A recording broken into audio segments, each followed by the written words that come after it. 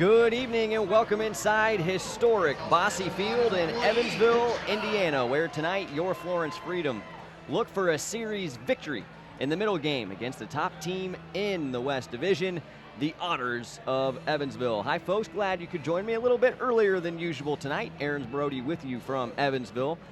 It is a special pregame show. We do have some interviews to play for you live over the radio or over the YouTube live stream. However, you may be choosing to take in tonight's middle game collision between the Freedom and Otters that could, if the Freedom win, put them back in first in the West Division standings. Before we get to the interviews from last night's heroes, let's talk a little bit about the West Division standings and how they're sitting ahead of this Saturday night of baseball. The Evansville Otters still the top team in the West Division, but their lead is minimal. They have just a half-game edge over the next two teams in the West Division, one of them being your Freedom. River City and Florence, both with 52 and 37 records, just a half-game back of Evansville at 52 and 36.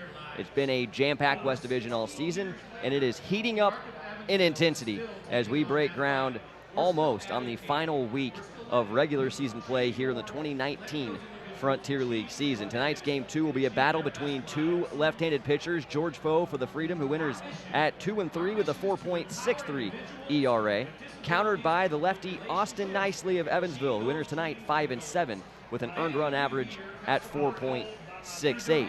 The last time out, the Freedom improved to 52 and 37, taking the pivotal opener over Evansville in 11 innings, 6-3 the final score last night. Back-to-back games for the Freedom have required 11 innings to play. There is no question the team is gassed, but there's also no question that they have no time to lick their wounds. Two more big ones await with the Otters. Lefty Scott Sebald was spectacular last night on the hill for the Freedom. He would swallow the no decision, and it's not the first one he's had to swallow this year.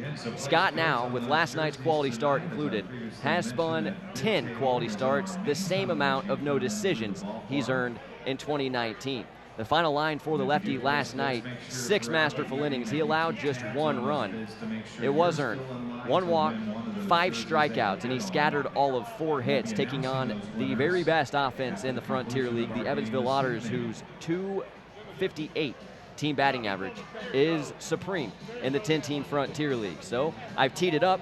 Got a chance to visit with Scott Sebald. He took the no decision last night, but he was monstrous and monumental in the Freedom being able to find themselves offensively over what became an 11-inning affair with Evansville. Sebald took some time to talk about his performance last night and his first season with his hometown Freedom when I pulled him aside just after batting practice about an hour ago. Enjoy. What's up, Freedom fans? Aaron Brody with you from historic Bosse Field. I've done it. I have located the big lefty. Scott Sebald was spectacular again on the hill last night for the Freedom. Took the no decision, but went 6 innings, scattered 4 hits, allowed just 1 run, walked 1, and struck out 5. So first things first, Scott, congratulations on a masterful performance last night against the Otters. Thank you, Brody. It was a really good win. We really needed that. Yeah, 6-3 was the victory for the Freedom last night, and it was back-to-back games that took 11 innings to decide a victor. So certainly the squad's got to be tired, but you were outstanding, and you made it easy for the offense all night. You're taking on the team in Evansville with the best batting average team-wide in all of the Frontier League, yet you wouldn't have known that seeing the way you performed against them. What was your game plan going into that start last night? B. White, he usually does a really good job with the scouting reports and get together with Rinsty, catcher, before the game, and we just go over some stuff, every single hitter, what they're doing, what they're not doing, what their approach is, what works against them, and I think we did really well sticking to that plan and executing it. Sebald is 6-1 this season. ERA last night was a 3.76, but that baby went down after 6 innings of 1-run baseball. Having a fantastic season in your first season with the hometown Freedom. What's kind of been your calling card on the mound this year? What's the one thing that you go out there? I was talking with Jared Cheek earlier. He doesn't really change what he does based on opponents. How much of that do you change? Do you always try to kind of attack every team the same way, knowing what you do well, or you kind of touched on it, you focused on these hitters for Evansville last night, maybe your game plan changed a little bit? The game plan definitely changed a little bit here and there depending what kind of offense, if they're trying to hit more home runs or if they're a base hit kind of team, how aggressive they are early, but mostly just attacking them, command the zone, throw all our pitches, make them make the mistakes, and just execute everything.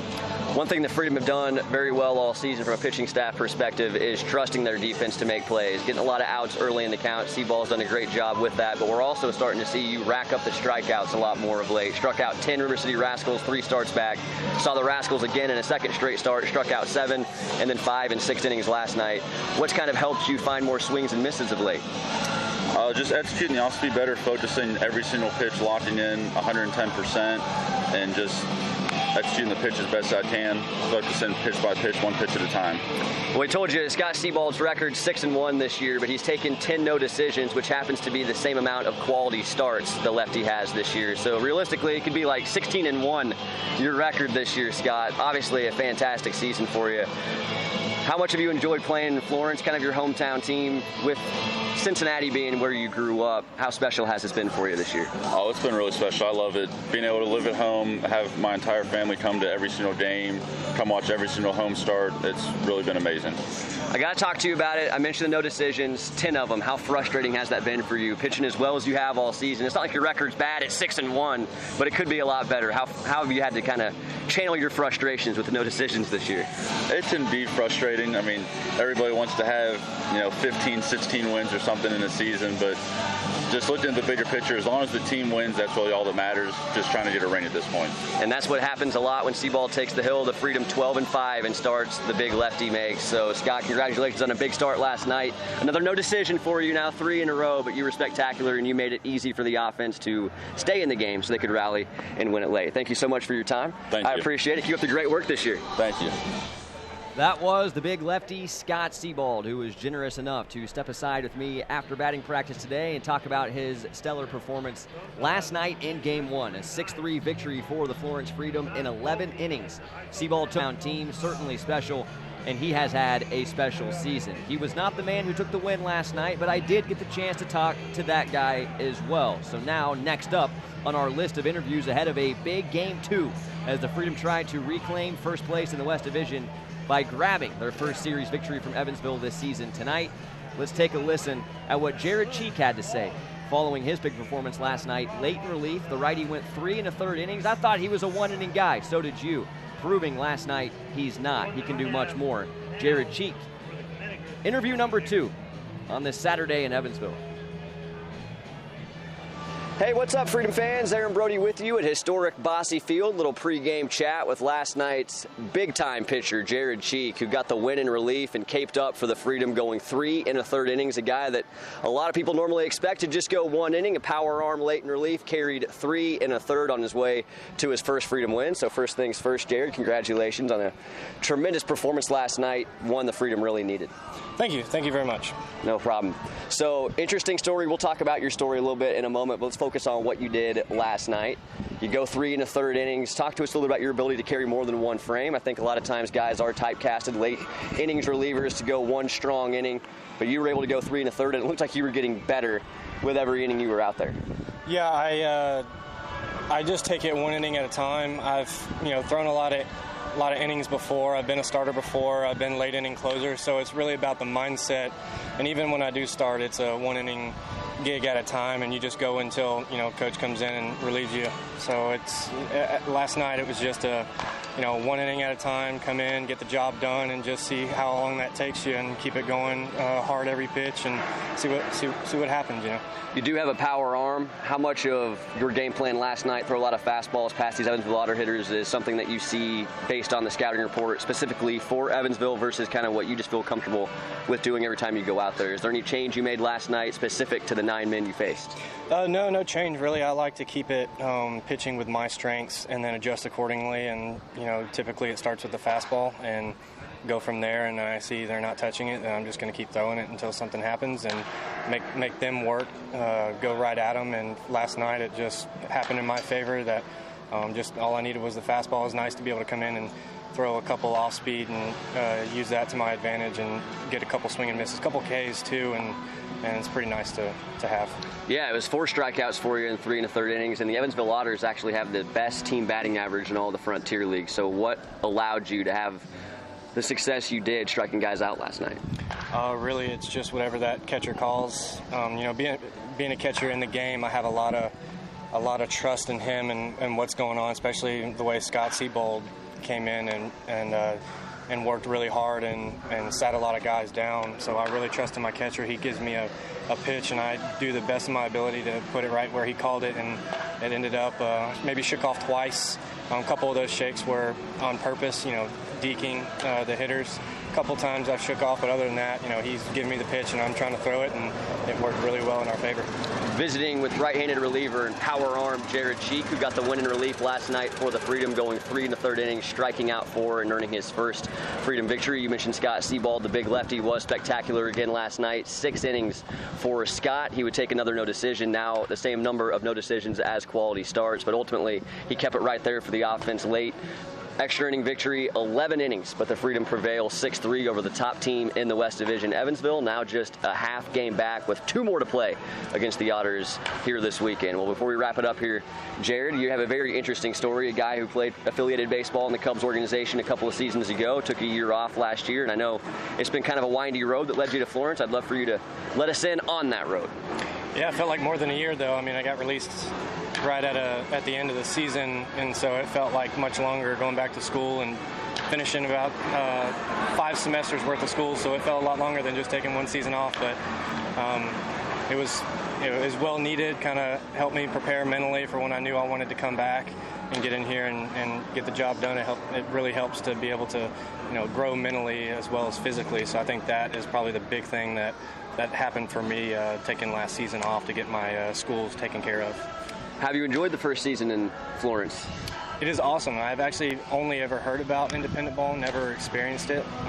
We had a lot of guys that I played for like the Thunderbolts and things like that, and never really knew how much it felt like affiliated baseball, but even more because of how competitive and high-strung it is trying to win this championship. Absolutely. That's Jared Cheek, power righty, late in relief for the Freedom last night, but went 3 in the third innings, all shutout frames, and helped the Freedom on their way to a 6-3 11-inning victory over the Evansville Otters. Jared, thank you so much for your time. Best of luck tonight or tomorrow if you're back out there again. Thank you. That was right-handed reliever Jared Cheek, who got his first Freedom win last night. He was marvelous. Pitching has been on point for the Freedom all season, but a guy that I interviewed next doesn't pitch. It's Connor Crane. He had the big knock last night in the 11th inning. The Freedom would score 3 runs in that frame. Connor delivered the first 2. A gapper triple to right center field. The man with all the speed and all the homers and RBIs in the 9-hole. Next up on our interview list, ahead of a big Game 2 between the Freedom and Otters with first place on the line. Here's Connor Crane talking about last night's big at-bat and big victory.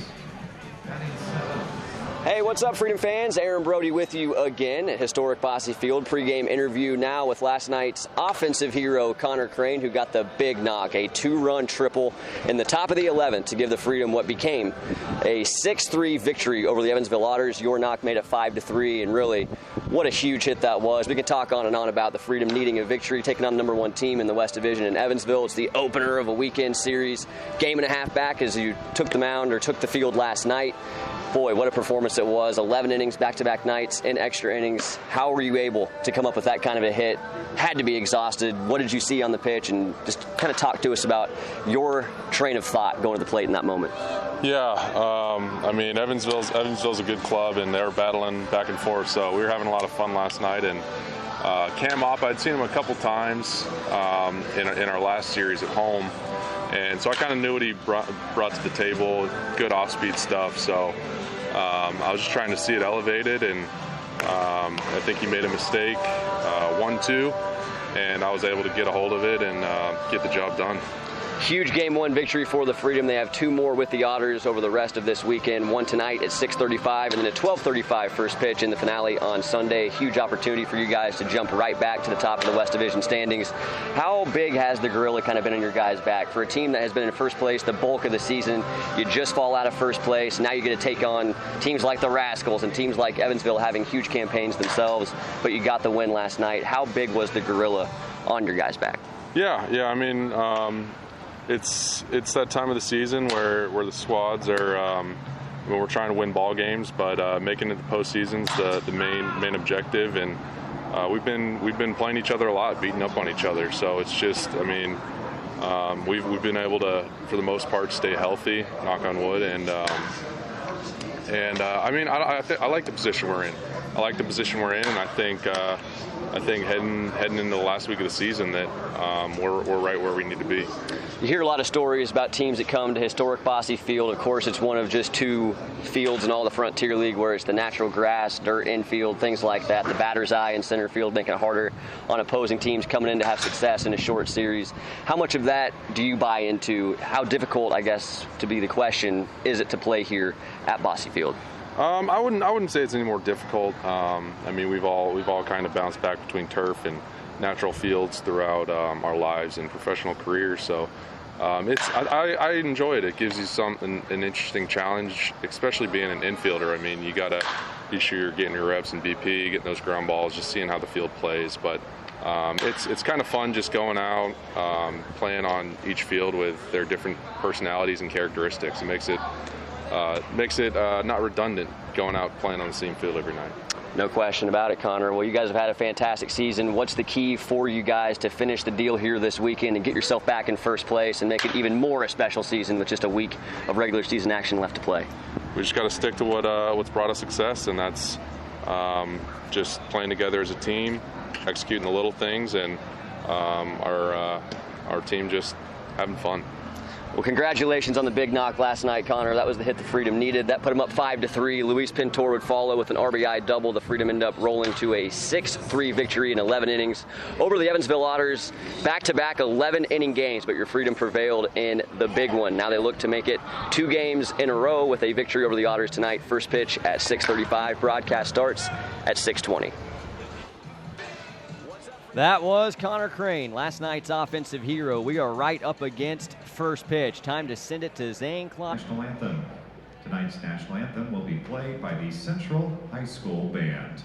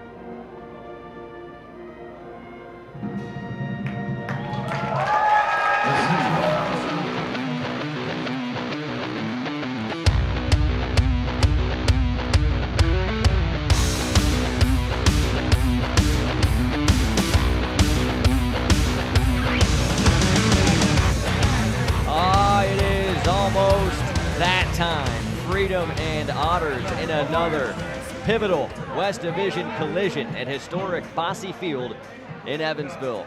Glad you could join me, folks. Aaron Brody with you. Freedom looking for their first series victory against these pesky Evansville Otters here in 2019. They will have it with one more win. They've earned that right with a 6-3 victory you heard all about on our pregame show, an elongated pregame show this evening. But what a win it was. Back-to-back 11-inning games, the Freedom having to travel in the midst of all that as well. Certainly a tired team, but looked like they were in mid-season form in the 11th inning last night. Connor Crane, who you heard from on a pregame interview, delivered the big knock, a 2-run triple. With the game tied at 3 in the 11th, he played the ITB runner, but as we all know and have seen in multiple opportunities with ITB runners this season, it's always important to score that second run. Professional hitters usually do a good job of making sure that man who starts the inning at second crosses the plate. Connor Crane helped deliver, scoring 2 runs on that triple before scoring himself when Luis Pintor immediately followed with a gapper double of his own. So the Freedom prevails 6-3. Jared Cheek got the win in relief, and now they set their sights on a southpaw, Austin Nicely, who will make the start for the Otters tonight with a 5-7 record, an ERA at 4.68. Here is the 1 through 9 of the Freedom batters he will face tonight in Game 2. Luis Pintor will be at the top of the order. 9th straight game in the leadoff spot for the left fielder, Pintor.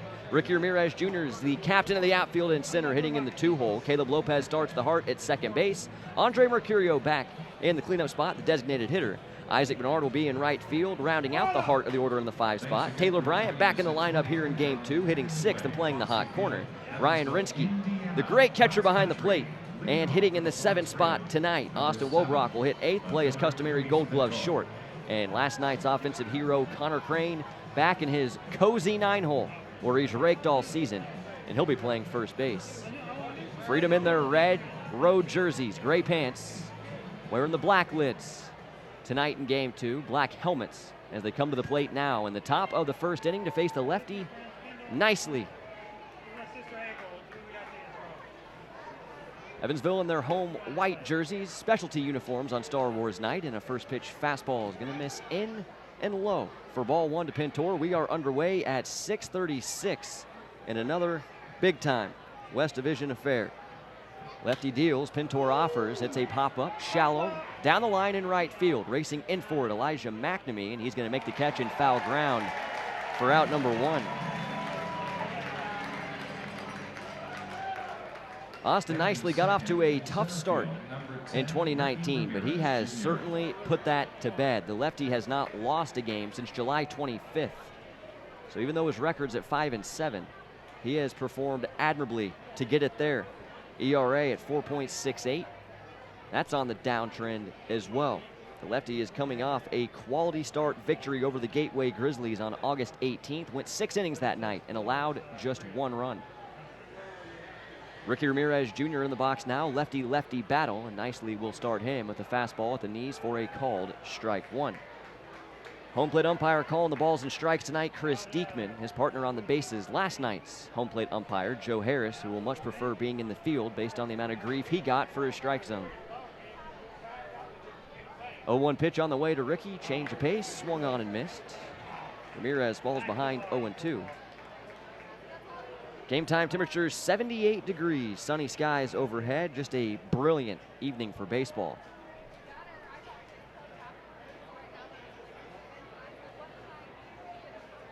Ramirez with that wide open stance awaits the 0-2 fastball, and a daring take, but a good one as it turns out. Fastball was a hair off the plate for ball 1.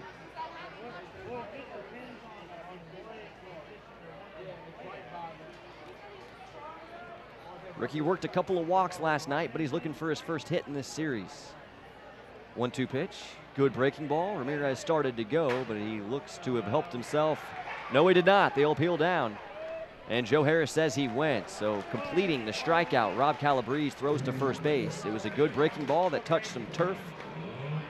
Allowed Ramirez to race to first base, but he thought he was able to keep it in check. Instead, he's out number 2, and the first strikeout for the lefty Nicely brings up Caleb Lopez. The Freedom down to their last out in the 1st inning.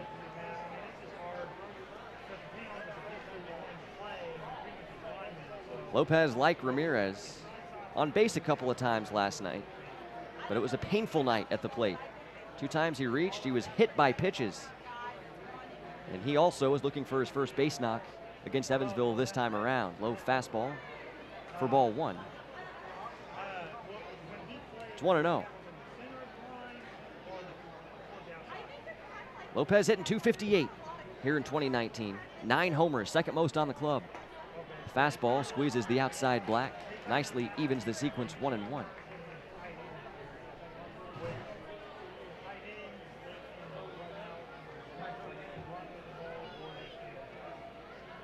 Lefty's into his windup and throws the breaking ball, the back footer. Lopez able to lay off. He'll jump ahead, 2 balls and 1 strike. Freedom now 4-6 in 10 games against Evansville this season. They could get back to 500 if they can break out the brooms at Bosse Field. Fastball's rolled over to short, circling it at shortstop Wietrich, and his throw to first base is in time. So the Evansville Otters will get off to a fast start. Austin Nicely faces the minimum and brings his offense to the plate in a scoreless game, bottom 1. Right back to historic Bosse Field after a short word on the Freedom Broadcasting Network. Who did the Florence Freedom turn to when it was time to upgrade their scoreboard? Atlantic Sign Company. Through their branding expertise, innovation, and passion, Atlantic Sign Company will help you identify your business to your customers in a way that will exceed your expectations. From concept to the completion, their team will be with you every step of the way. Your sign represents you, your company, and your brand. So go where the Florence Freedom went for their scoreboard. Atlantic Sign Company. Have you ever wondered what heaven tastes like? Today at the ballpark, we are giving you the opportunity to do just that. To delight your taste buds, we present Curd Town deep-fried cheese curds. These golden crispy morsels, with their gooey cheesy center, are the tasty treat that have all of the angels singing. After trying our delicious cheese curds, we can't promise you a halo, but we do guarantee a joyful stomach and a cheesy smile. Today's game is sponsored in part by Clark Dietrich Building Systems, a military-friendly employer. Clark Dietrich offers a comprehensive lineup of steel construction products and services across the United States and abroad. Using cold-formed steel, we manufacture innovative products for interior framing and finishing, exterior framing, floor and roof framing, as well as clips, connectors, metal lath, barrier mesh, and accessories. For more information, visit our website at www.clarkdietrich.com.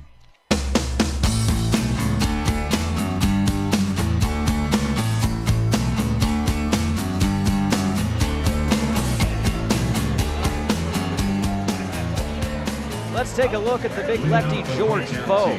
6'4", 230 pounds, and making his 6th start in his first season with the Freedom here in 2019. Welcome back to historic Bosse Field. Aaron Brody with you. We move into the bottom of inning number 1. It'll be Cronin, Grieshaber, Long, the due-up trio for the Evansville Otters. We'll take the complete look at the Otters 1 through 9 in a moment. Cronin stepping in the box right now as the lefty Foe digs in the mitt and rocks into the windup. His first pitch at Boomer Stadium, starting that 10-day road trip. Off speed, missed down and away to Cronin as Foe falls behind 2-0. Cronin hitting .290 on the season, doing his job as the leadoff man, being on base. Foe gets a fastball to cross. Count moves to 2-1. .383 the on-base percentage for the table setter Cronin. 3 homers, 32 RBIs, and he'll take ball 3 too far inside.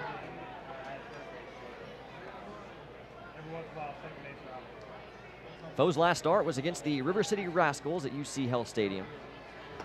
Fastball, that'll squeeze the outside corner. Cronin has not swung the stick and is in a full count, 3-2. Mixed bag of results in that previous start for Foe. Allowed just 3 earned runs, but it was 6 total runs. Breaking balls low for ball 4. Very close pitch, but Cronin will work a leadoff walk. One area in which Foe's trying to shore up. Here in start number 6.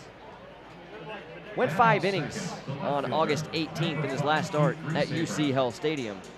7 hits, a couple of errors loomed large for the Freedom as the Rascals opened up a 6-0 lead in that one. Went on to win 11-4. So Foe's trying to bounce back tonight. He's facing a tough hitter in Keith Grieshaber, who had a triple last night in the first inning. Foe now from the stretch, closed off as he sets the mitt out in front of the chest. He'll offer home.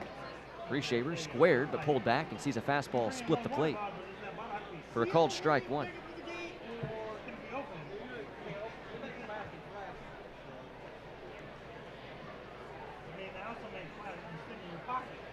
Grieshaber's feet close together in an upright right-handed stance. Pause from the set. A couple looks to first, and now time is called, but Foe finished the pitch. It won't count. Happy birthday to Brody. It's still 0-1. Brody is here. He was a baseball buddy, and he's still here celebrating his birthday. Happy birthday to Brody. A couple of different pitchers doing fantastic work in last night's opener against the man who waits on deck, Ryan Long. Check swing and a line drive foul down the first base line. Foe answering strong after the free pass. He's quickly ahead 0-2 on Keith Grieshaber, former Angels farmhand, buried in the 0-2 abyss. Grieshaber's average at .287 on the year. Not the biggest threat to hit the long ball, just 2 homers, but he has plated 41 runs batted in his first season with the Otters. He'll swing at a line drive to center. Crowd gets excited, but Ricky's got this in his sights, and he'll reach up and make the catch. And straight away center. It's out number 1.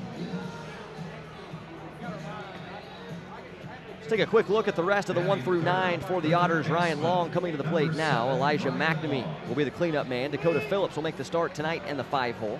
Taylor Lane hits 6th. Tanner Wietrich will be the 7-hole man. Hunter Colin makes his debut in the series in the 8th slot. And Rob Calabrese will bat 9th.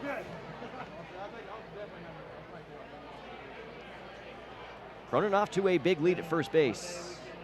But Foe offers home. Off speed that's outside. 1-0 to Ryan Long. Foe is not thrown over to first base yet. Evansville is right behind the Freedom in stolen bases. They like to be aggressive. 1-0. Pulled the string, got a swing and a miss. Long way out in front. Count evens up at 1 ball and 1 strike. Mentioned the good work Freedom pitchers did on this guy last night. Here's what it turned into. An 0 for 6. Man's in contention for Frontier League MVP. There goes Cronin. Low pitch. Hose to second from Rinsky. Swipe tag, but not in time. And it's what you worry about. Cronin was off to a very big lead. Foe concerned on the hitter. Never threw to first base, and Cronin's able to swipe second with 1 out.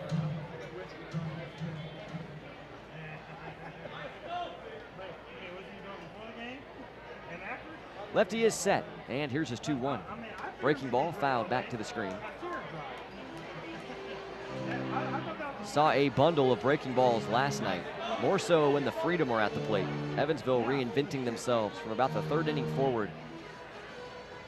70-30 had to be the ratio. Off speed to fastballs the Freedom saw. And that's exactly the treatment Ryan Long is getting in this series. His count's 2-2 as Foe sets and deals low the fastball. A full count. Freedom went down quietly 1-2-3 in their side of the 1st inning. They will have Mercurio, Bernard, and Bryant 4, 5, 6 coming to the plate to face the Otters lefty, Austin Nicely.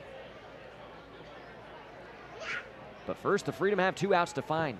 In the bottom of inning number 1, Cronin off to a walking lead at second. 3-2 pitch, low and out. Ryan Long will reach base, courtesy of base on balls.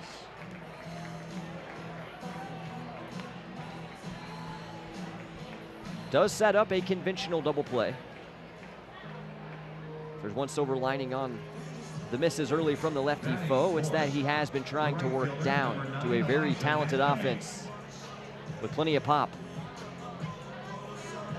Working down will help him on his quest to roll an inning-ending double play here as Elijah McNamee comes to the plate.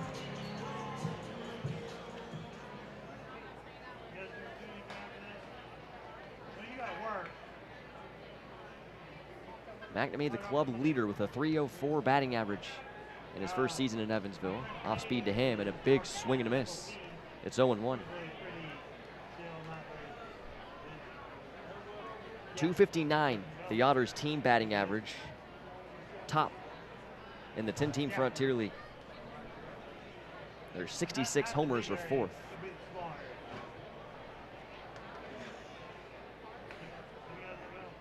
Foe deals the 0-1.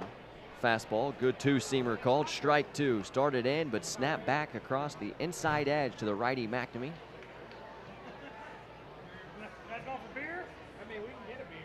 Foe way ahead 0-2 and can pick his pitch. Connor Crane not holding Ryan Long at first base, playing in his back pocket. 0-2 pitch, broken bat, slow roller towards third, and foul. Like to wish a happy 80th birthday to Roger. Once McNamee gets new wood, Roger, a big round of applause, celebrating. He'll come back to the plate still in the 0-2 abyss. With the Evansville Otters, happy birthday, Roger.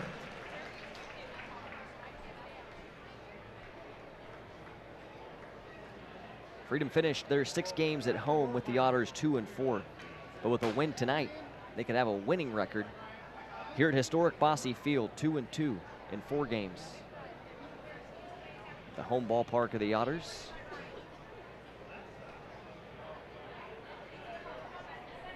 McNamee back in the box. Brand new black wood bat.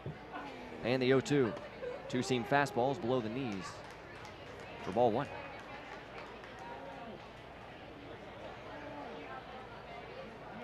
Last night's 11-inning marathon played in 4 hours and 18 minutes. Both teams are likely tired after a game like that. 1-2. Change up off the plate. Count evens up. 2 balls and 2 strikes.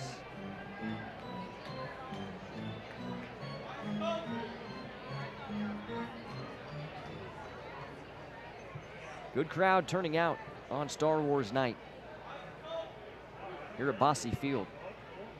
2-2 pitch. Fastball's golfed high in the air. Foul side of the first base bag. Connor Crane drifting will reach up, make the catch. They put McNamee away for out number 2, so George Foe battling with 2 men on.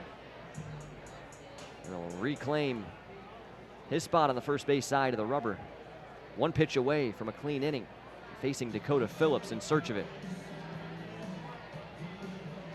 Batting 5th, the first baseman, number 19, Dakota Phillips. The Otters have not recorded a base knock. Each of their 2 men on base reaching with walks.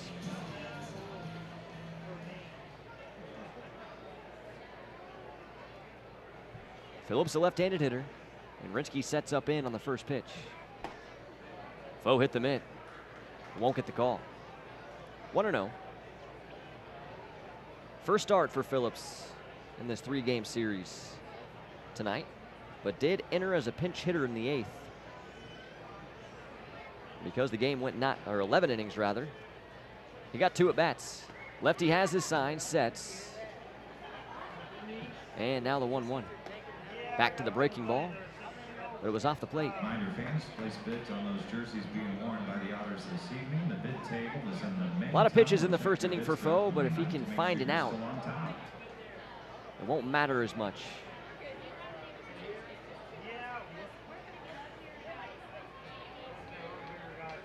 Two 2-1 delivery. Fastball is rolled over foul on the first base side. Count will even up again at 2-2.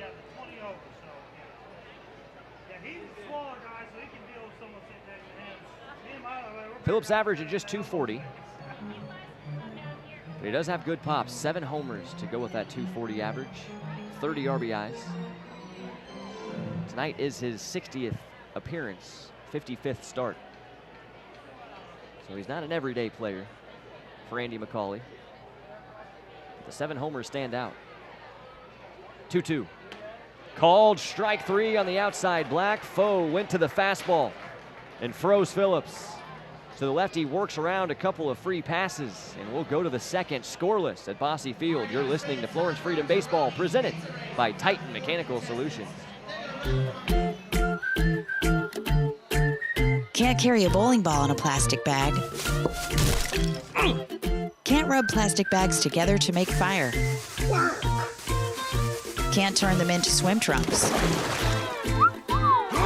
And you can't put plastic bags in your Rumpke recycling container. Visit Rumpke.com for recycling do's and don'ts. Learn more at Rumpke.com. Make your recycling count. Rumpke. Hey Freedom fans, let's play a game of Did You Know, courtesy of Life Center. Did you know organ and tissue donation is life-saving and life-changing for thousands of people? How about that more than 600 people in greater Cincinnati are waiting for a life-saving organ transplant? You can change someone's life with a simple yes when you go to renew your driver's license or state ID. Say yes and register to be a donor. Visit lifepassidon.org for more information or to register online. Life, pass it on. You belong at Citi. We are now hiring customer service agents to join the team at our Florence, Kentucky Customer Contact Center. Working at Citi certainly has its perks: tuition reimbursement, great pay, business casual dress code, and benefits day one. To discover a career at Citi and join our remarkable team, visit jobs.citi.com/Florence. That is jobs.citi.com/Florence. Citi is an equal opportunity employer.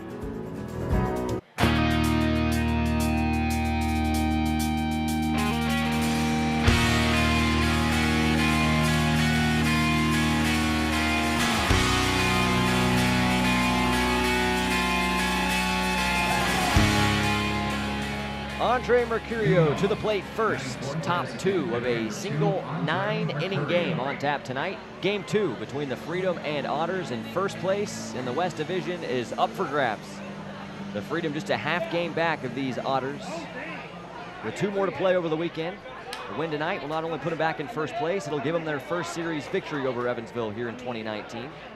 And I'm glad you could be along for the ride. Aaron Brody with you at historic Bosse Field. First pitch on the way from the lefty nicely. A fastball at the letters of Mercurio for ball 1. Andre, a pro hitter. Spent much of this season leading the club in batting average, over 300. A good situational hitter as well. Performs whether he's trying to plate runners or be a table setter, a hybrid in the cleanup spot for Dennis Pelfrey. He'll watch a fastball across to even the count 1-1.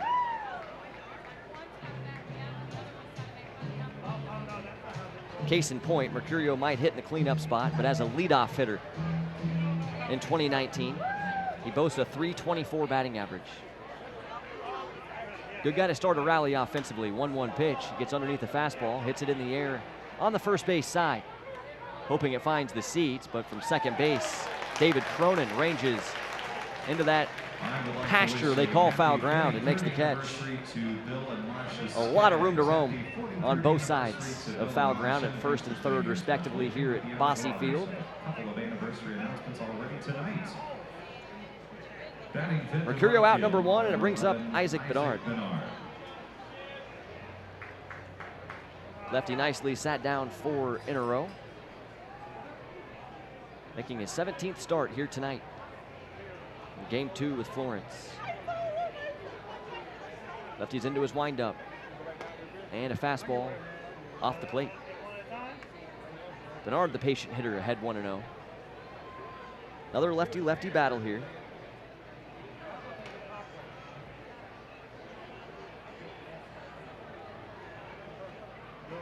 .1-0 pitch will even the count. Fastball on the inside corner. 1-1.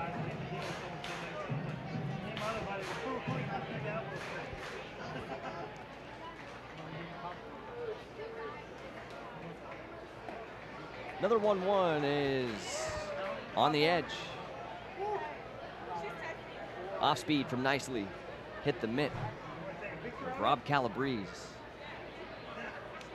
After missing away, he's located 2 in a row on the inside part of the plate to Bernard, and now he'll run a fastball inside. Bernard able to jump out of the way of it. Thought for a moment it may have grazed the jersey and the Freedom would have got the benefit of a harmless hit by pitch, but no such luck.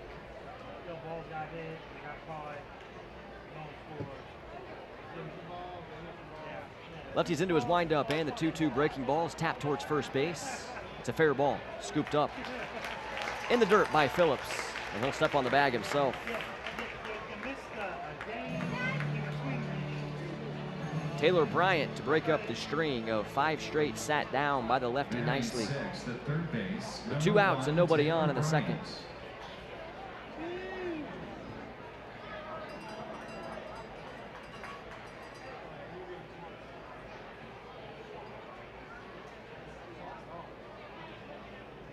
First pitch swinging, and a fastball's popped up on the infield. Looks to be on the left side. And Tanner Wietrich from short will make the catch about 4 feet from the second base bag. So the Freedom will go down quietly again. Back-to-back 1-2-3 frames for Austin Nicely, who's off and rolling. Time to take another look at George Foe as we move to the bottom of the second, scoreless in Evansville.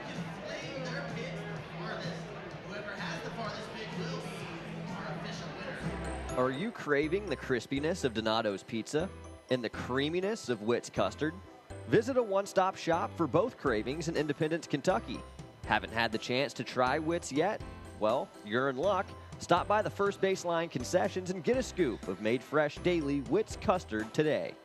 Donato's Pizza and Witt's Custard of Independence are proud supporters of Tasty Za, delicious desserts, and Florence Freedom Baseball. Florence Freedom fans, Walt Kelsey here for Kelsey Chevrolet on Route 50 in Lawrenceburg, proud sponsor of your Florence Freedom.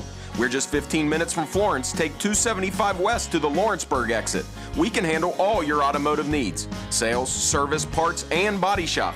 We are family owned and operated, and we offer a fresh approach. We'll treat you like family. Find new roads at kelseychev.com. We are Kelsey Chevrolet, from our family to yours. Chris Collinsworth here. Western and Southern can help you translate your financial needs. Start with a free, no-obligation insurance checkup. It doesn't take long, and it's a great way to find out how to protect your family's future. Talk to a financial translator today. Call our Northern Kentucky office at 859-426-3300. That's 859-426-3300 for your free, no-obligation review. Compensated endorser, Western and Southern Financial Group, Cincinnati, Ohio, R5-1307.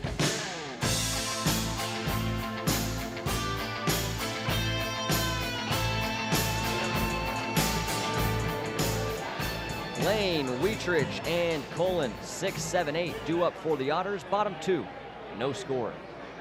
Time called late. George Foe, for a second time in as many innings, has thrown a pitch that won't matter. Chris Diekman allowing the late time in back-to-back frames. Big swing and a miss at the true first pitch. Foe will jump ahead 0-1. The lefty bounced back, walked his first 2 batters tonight in inning number 1. The left and both stranded in a scoreless inning. Off speed's a hair below the knees. I'll tell you what, Foe's stuff looks good. He can find the knees not a half-inch below. Make that adjustment during this start. He might have a terrific start up his sleeve. Instead, he'll miss down again with off-speed here. 2 balls and 1 strike to Taylor Lane. His lefty rocks and fires a fastball that's hit hard, but sliding to his left, Caleb Lopez somersaults and gets it to first base. 4-3, nice play, Lopey. Ball was hit on the screws. It took 1 in-between hop.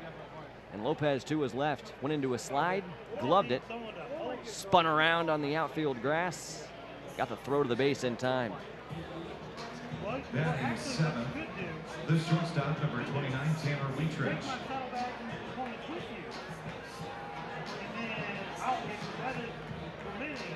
Shortstop Tanner Wietrich, the next man in line. Foes into his windup. And the fastball's outside. 1-0.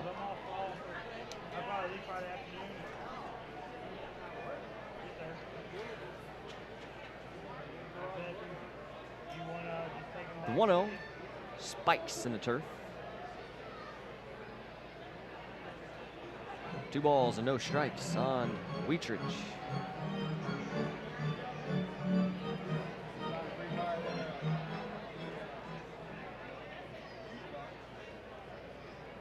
The 2-0 delivery is fouled out of play off the first base side for strike 1. Florence is 10-6 on Saturdays here in 2019. It's a good record. Hoping to make it 11 tonight. Another big one. Very close pitch from Foe, but it's called ball 3 in on the changeup. 3 balls and 1 strike. A much better Saturday record than that of last season. Fastballs hit in the air to right field. Some carry racing back. At the warning track, Isaac Bernard won't get there. 1 hops off the wall. Coasting in to second with a stand-up double. Tanner Wietrich will mount a threat for the Otters.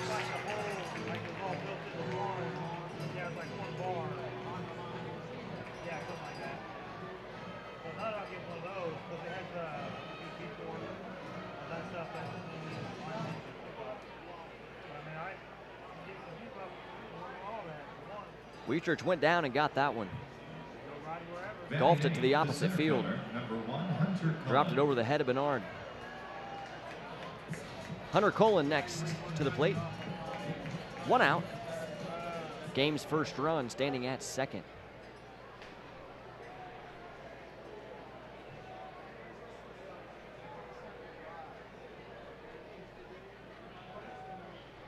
First pitch to Colin, he turns on, but it's foul. Rolling into the Otters bullpen. Quick look at the Freedom defensively here tonight. Left to right in the outfield, Luis Pintor, Ricky Ramirez Jr., and Isaac Bernard. Double play duo up the middle, Austin Wobrock and Caleb Lopez at short and second respectively. Taylor Bryant at third base, Connor Crane at first. And Ryan Rinsky behind the plate, catching the balls and strikes from George Foe. 0-1 on the way to Colin. Fastball's outside for ball one.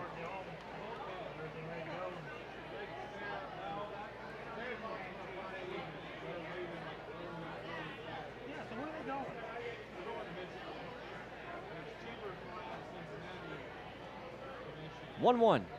Breaking ball, loopy liner, shallow in left field. Pintor racing in, won't get there. It dies in the grass right in front of him. Runners will be on the edges. Still one out as Colin bloops a single to left and brings up Rob Calabrese.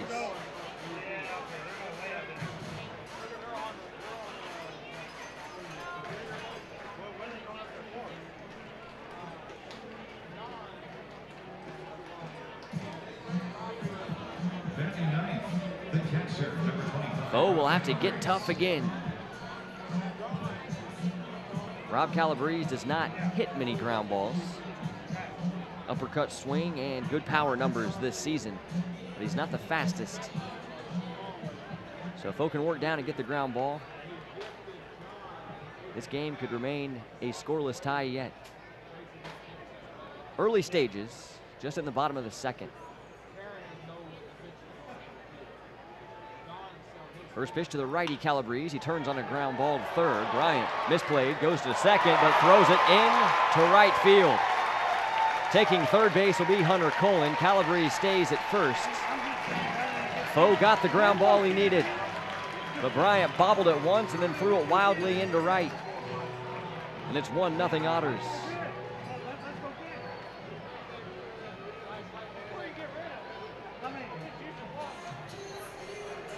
Breaking on contact was Wietrich. And I almost wonder if that got in the mind of Bryant initially, like he might go home for the out. But once the ball squirted out of the webbing,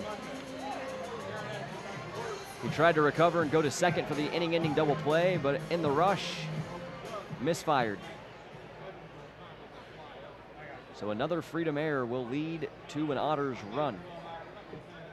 They fall behind by 1. Back to the top, and David Cronin, runners on the edges again, still 1 out.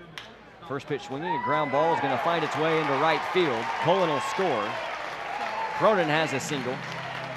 And up standing at second is Rob Calabrese. 2-0 game, Otters in front. And they've just found holes here in the second. A bloop single, a mistake by the Freedom, and a chopper seeing eye ground ball that slowly rolled into right.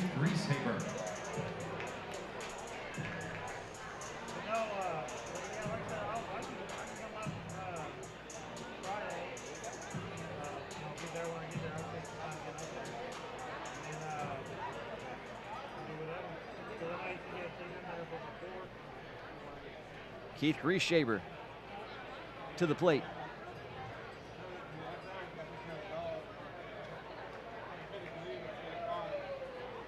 First pitch breaking ball, fouled straight back. 0-1. That overhead foul ball brought to you by Heads Construction. Choose the best and never regret it. After you dropped them off at the airport at 4 a.m.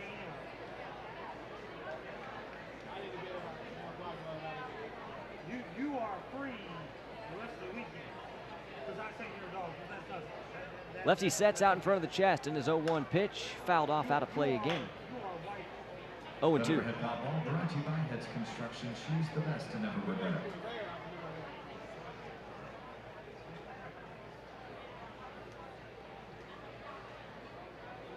We're also saying that TJ needs to get that week next weekend off.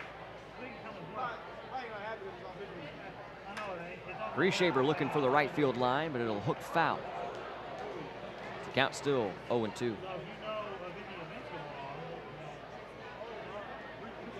Story was free passes in the first inning, but the Otters have hit the baseball here in the second.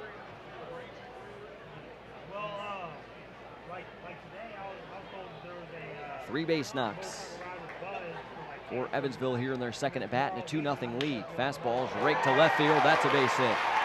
Pintor gets to it. Everybody's going to move up one base, and the bags are loaded for Ryan Long.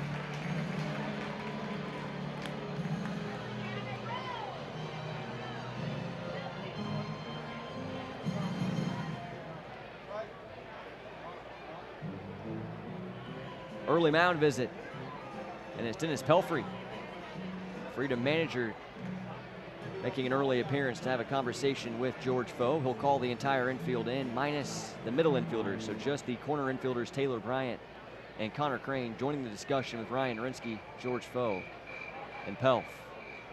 Wobrock and Lopez now will join the discussion. They felt left out. Runners everywhere for the Evansville Otters, and they're already in front 2-0.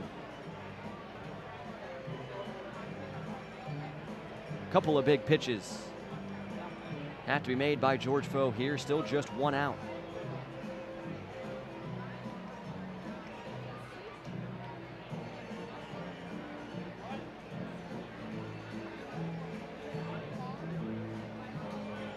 Ryan Long now making his way to the plate as the meeting of the minds disbands. Number 7, the third baseman, Ryan Long.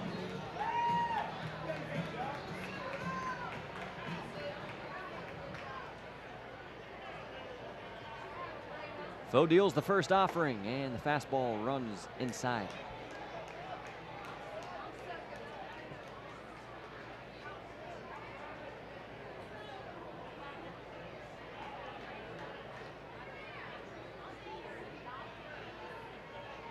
The 1-0, breaking ball, fouled back to the screen. It was a hanger.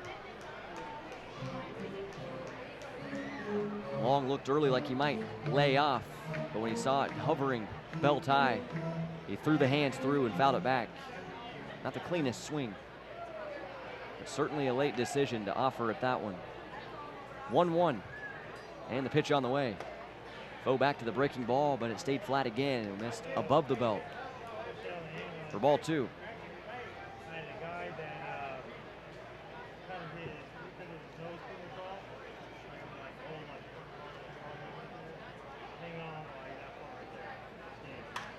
Tailing fastballs lined down. Gorilla off his back. Plates a pair and is standing at second. Reshaber now at third base. Still one out.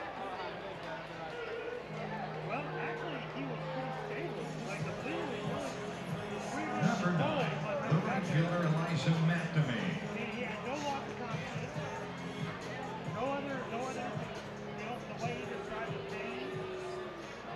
Elijah McNamee steps in. First pitch swinging and a fastball. He didn't touch. 0-1 on the whiff.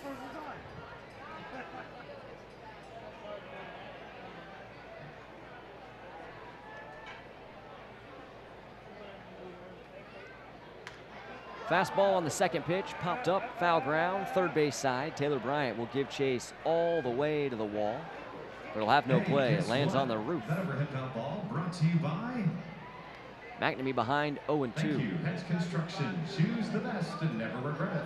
Foe with one strikeout, he could use a second here.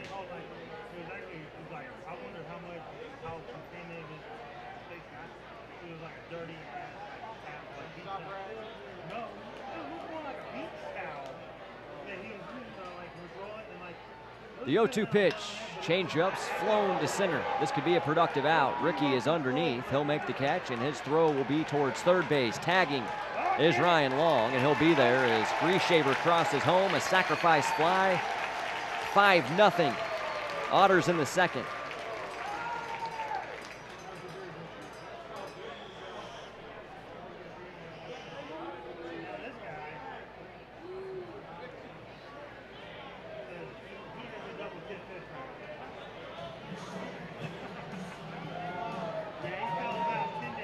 In steps Dakota Phillips, 2 outs now. Number 19, the first baseman. And he's the only man to have not come to the plate here in the second inning. The Otters officially batting around. First pitch, fastball, sprayed, foul out of play to the left.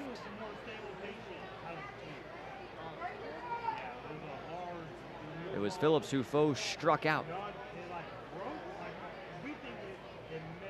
into the bottom of the first. The 0-1. Late swing.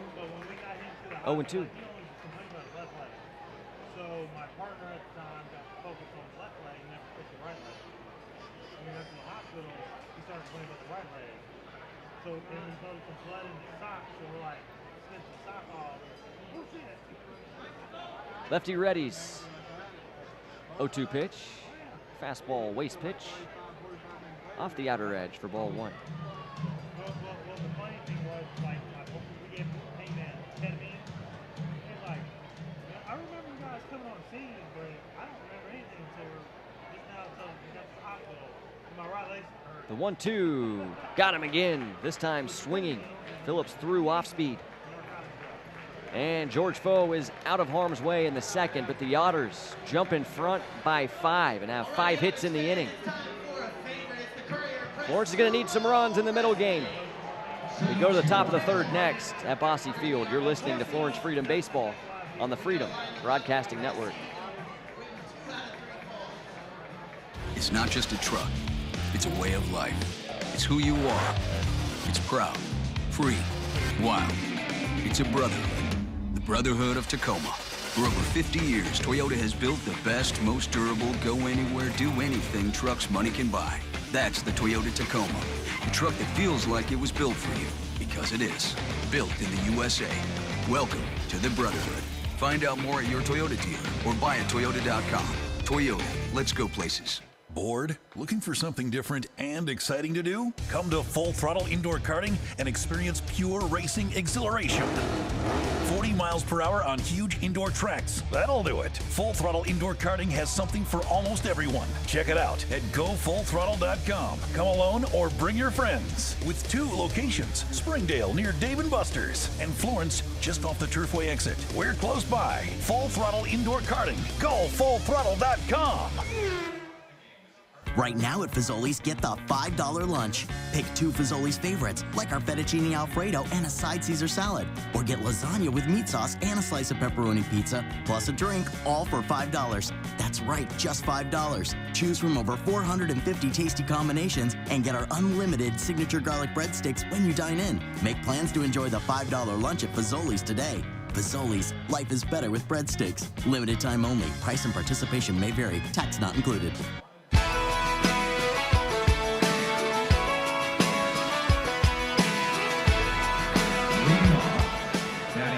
It's Otters by 5 at the top of the third inning. Freedom will send their 7, 8, 9 hitters to the plate to face the lefty Austin Nicely. Starts with Ryan Rinsky, who's in the box now. Fastball, strike 1. Compounding the tough start for the Freedom, who saw Evansville plate 5 in their last inning offensively. Florence has not had a man on base yet. 6 straight retired by the lefty Nicely, who misses down and in with the fastball to even the sequence with Rinsky 1-1. Aaron Brody with you from historic Bosse Field. Game 2 of 3 here over the weekend. Fastball popped up, first base side, but out of play. That overhead foul ball brought to you by Heads Construction. Choose the best and never regret it. Cannot assume a double play when it comes to earned runs, unearned runs. But the Freedom very well could have escaped that inning unscathed. They did get a ground ball double play ball they needed with 2 men on before the barrage started for the Otters, but an untimely error on the throw to second led to the 5-run frame. A fastball missed out for ball 2. Nicely deals again, and it's fouled back and out of play. I'd like to wish a happy 9th birthday 2 balls, to 2 strikes. Audrey Hernandez. Happy birthday to Audrey. Still the count with Ryan Rinsky. 9th birthday with the Evansville Otters. That overhead foul ball powered by Heads Construction. Choose the best and never regretted play. Because you can't assume the double play ball, it goes down as 5 earned runs for the lefty Foe. Breaking ball swung on and missed. Rinsky's down on strikes for out number 1 in the third. Batting 8th, the shortstop, number 8, Austin Wilbrock. Austin Wilbrock's turn. Yeah, it's not my fault. Like I said, you cleaning it out. I wouldn't have done this before seeing it. That ain't gonna happen. Sun beginning to set here in Evansville. Fastball's chopped to second. Cronin to his right will glove the big bounce. Sidearms it to first. 4-3 for out number 2.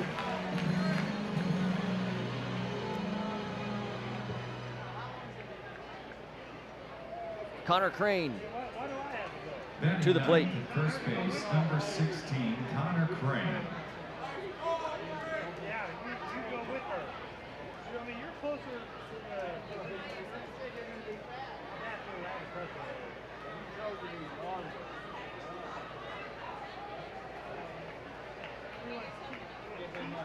Nicely into his windup, and the first pitch offering. Fastball to the knees for called strike 1.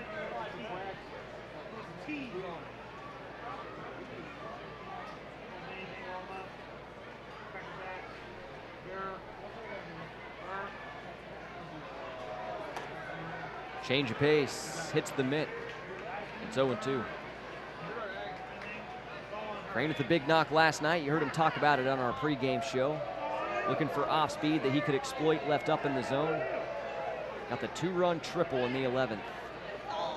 Now 51 RBIs for this guy, but nobody on, and a 0-2 pitch. Shot the other way. Sitting on it at first base is Phillips, and he'll win the foot race at first base. Austin nicely unblemished his first time through the Freedom 9-man batting order. And the hot Otters will come back to the plate in their side of the third. Sending Lane, Wietrich, Cullen, the doo-up trio for a second consecutive inning when we come back on the Freedom Broadcasting Network.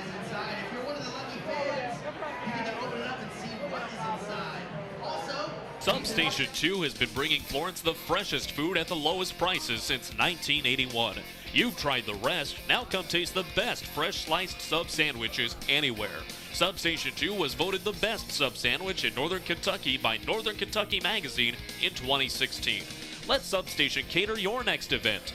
Give us a call at 859-371-9490 or come visit us at 7905 Dream Street in Florence. Substation 2, quality at a price you can afford. Can't carry a bowling ball in a plastic bag. Can't rub plastic bags together to make fire. Can't turn them into swim trunks. And you can't put plastic bags in your Rumpke recycling container. Visit Rumpke.com for recycling do's and don'ts. Learn more at Rumpke.com. Make your recycling count. Rumpke. This is Ryan Quarles, your Kentucky Commissioner of Agriculture, here to remind you to buy Kentucky Proud at your local grocery, restaurant, and farmers market. When you buy Kentucky Proud, you're buying fresh, delicious foods for your family. And you're helping Kentucky farm families make a living. Ask for Kentucky Proud by name and look for Kentucky Proud products at kyproud.com. Buy Kentucky Proud.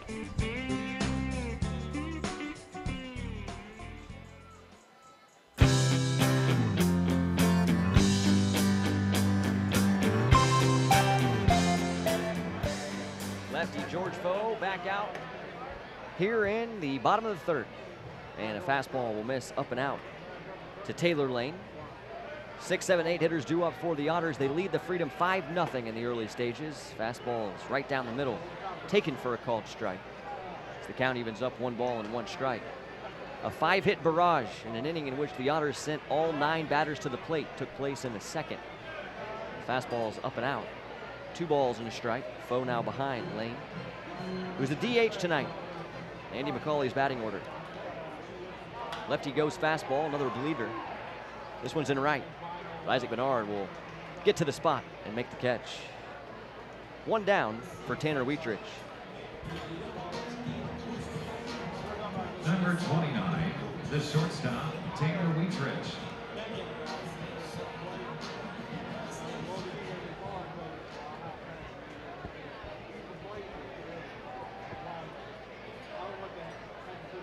Evansville trying to even the series, the Freedom trying to win it. First pitch on the way to Wietrich, a fastball and a big swing and a miss. We've seen the Otters go aggressive on the lefty foe here tonight. A lot of swings at the first pitch. Everybody hitting with confidence now after the big inning. Started the fire in that first base dugout. Fastball is going to be spotted perfectly on the inside black for a called strike 2 to the shortstop of Evansville, Wietrich. Lefty's into his windup and the 0-2. Good breaking ball swung on and missed. It was in the dirt. Rinsky will have to throw to first to complete the K, but he does so successfully. And a good looking inning for the lefty foe. He sits down the first 2 he faces and brings up Hunter Cullen. Number 1, the center fielder, Hunter Cullen. 3 strikeouts now for the lefty.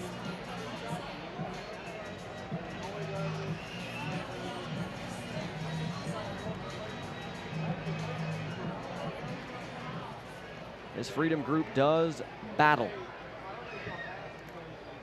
So Foe can keep the Otters right here. You better believe this team will think they'll win it. Breaking balls down and away to Cullen, who will jump in front 1-0.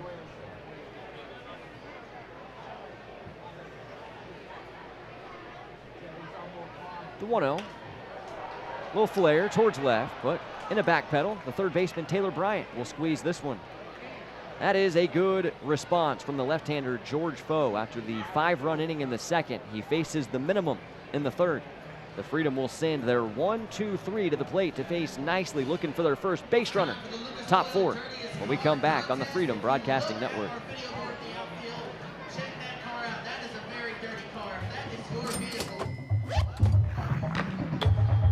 Points, cash, gear, sports.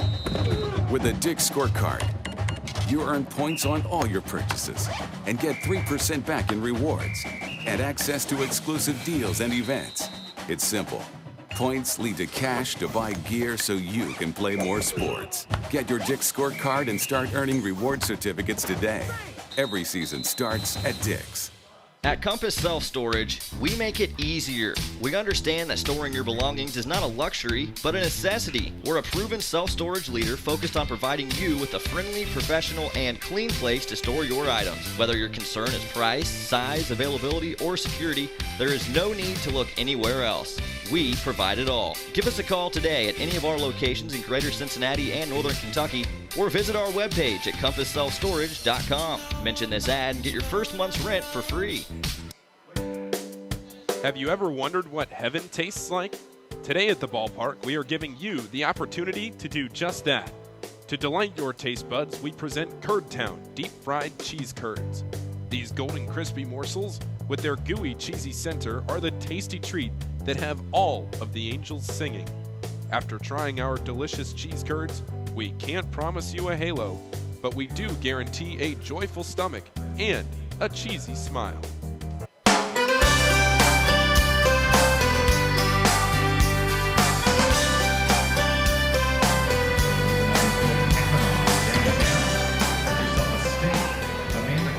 Welcome back to historic Bosse Field in Evansville. Aaron Brody with you as the Freedom trail the Otters by 5-0, top 4. Pintor, Ramirez, and Lopez. 1-2-3 due up to face Austin Nicely. Quick look at the Frontier League scoreboard tonight. Everybody in action. Southern Illinois and the Washington Wild Things even at 1 run apiece in the top of the 5th. No score between River City and Gateway. That one just underway in the bottom of the 1st. 5-2, the Schaumburg Boomers in Game 2 over the Lake Erie Crushers in the top of the 7th. And the Joliet Slammers trail Windy City 2-0 in the bottom of the 5th. First pitch off speed from Nicely is going to be called a strike on the outside corner to the right-handed hitting Luis Pintor. For those tuning in late, Freedom in their red road jerseys tonight, gray pants. Evansville in their Star Wars uniforms, white jerseys primarily. Breaking balls, bounce towards third base. Ryan Long to his left, gloves the hop off the lip, and throws to first in time. Pintor retired 5-3, and Ricky Ramirez Jr. to the plate after Austin Nicely has made it 10 straight retired here in the 4th. Number 10, center fielder, Ricky Ramirez Jr.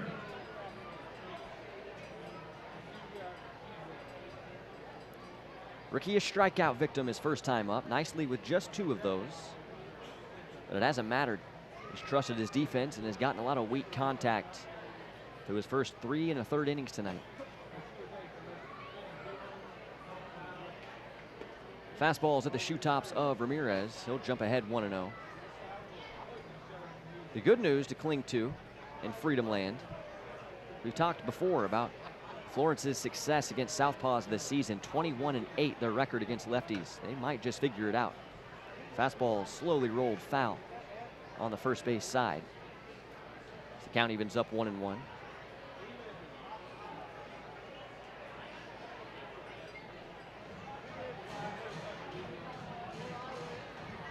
Ramirez is average now at 291.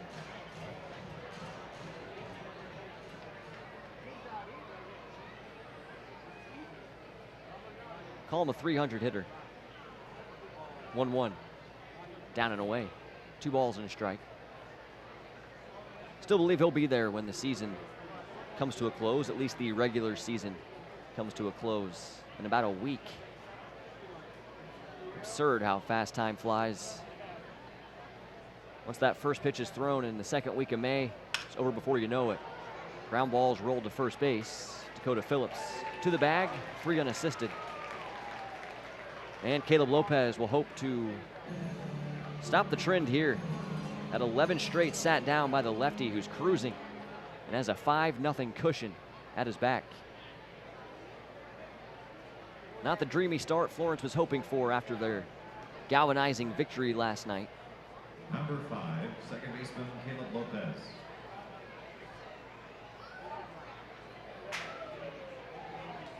But it's only the top of the 4th yet.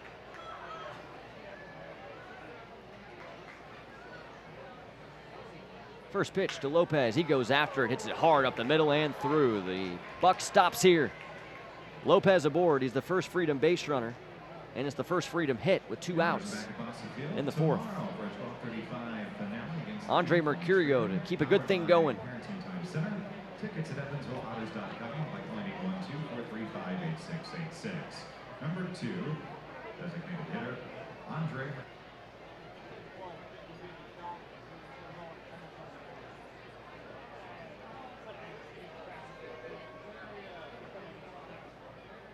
Nicely from the stretch for the first time tonight. Low fastball for ball 1. Looks like Mercurio swings a lead pipe up there. A silver bat. The black taped handle.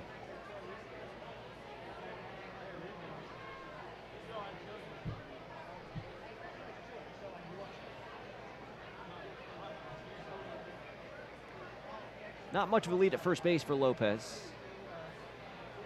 Nicely staring at him as he offers the 1-0 home. Here's a fly ball into center field, and on the in trot, making the catch, Hunter Colin gets to it. Thought it might get down, but it didn't. Top of the 4th has come to a close. The Freedom do break through on nicely, get their first hit, but they'll strand Lopez at first in a scoreless frame. The Otters will have Calabrese, Cronin, Grieshaber, 9-1-2. When we come back in the bottom of the 4th in Evansville, you're listening to Florence Freedom Baseball, presented by Titan Mechanical Solutions. Today's game is sponsored in part by Clark Dietrich Building Systems, a military-friendly employer. Clark Dietrich offers a comprehensive lineup of steel construction products and services across the United States and abroad. Using cold-formed steel, we manufacture innovative products for interior framing and finishing, exterior framing, floor and roof framing, as well as clips, connectors, metal lath, barrier mesh, and accessories. For more information, visit our website at www.clarkdietrich.com. Bill Cunningham, the Great American for the Roar Insurance Agencies. Over the last many years, Alvin Roar at Roar Insurance Agency has handled all my personal and business needs. They are a large and growing national insurance business located right here in Greater Cincinnati. Call the Roar Agency today at 513-985-4200 or go to roarins.com. Call Alvin Roar. Call the Roar Agency today. Who did the Florence Freedom turn to when it was time to upgrade their scoreboard? Atlantic Sign Company. Through their branding expertise, innovation, and passion, Atlantic Sign Company will help you identify your business to your customers in a way that will exceed your expectations. From concept to the completion, their team will be with you every step of the way. Your sign represents you, your company, and your brand. So go where the Florence Freedom went for their scoreboard. Atlantic Sign Company.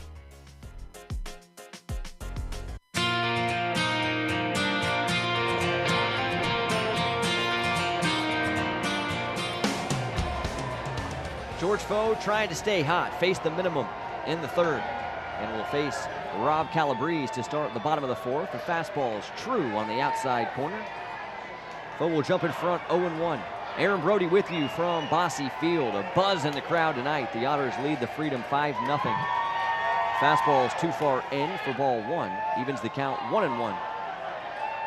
With the sometimes DH, sometimes catcher, Rob Calabrese, who is catching here in the middle game.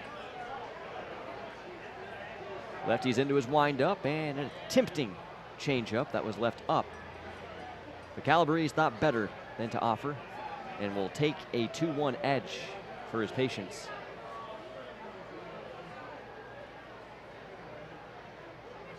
The 2-1 fastball, threw it past him. 2 balls and 2 strikes. One big inning, the difference in this one for the Otters. Batted around in the second, scored all 5 in the frame with 5 hits. 2 doubles, 3 singles. 2-2, fastballs buried in the dirt. We'll get to the backstop. A full count. Freedom did make an error, and it loomed large. Could have been a double play ball to end the inning.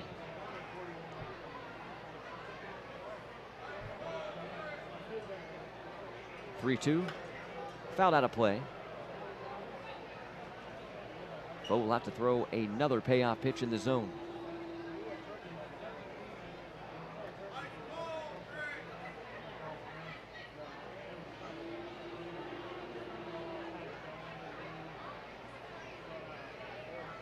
Pitch on the way, and it's ball 4, low and in. Calabrese will take his base. Third walk of the evening for Foe.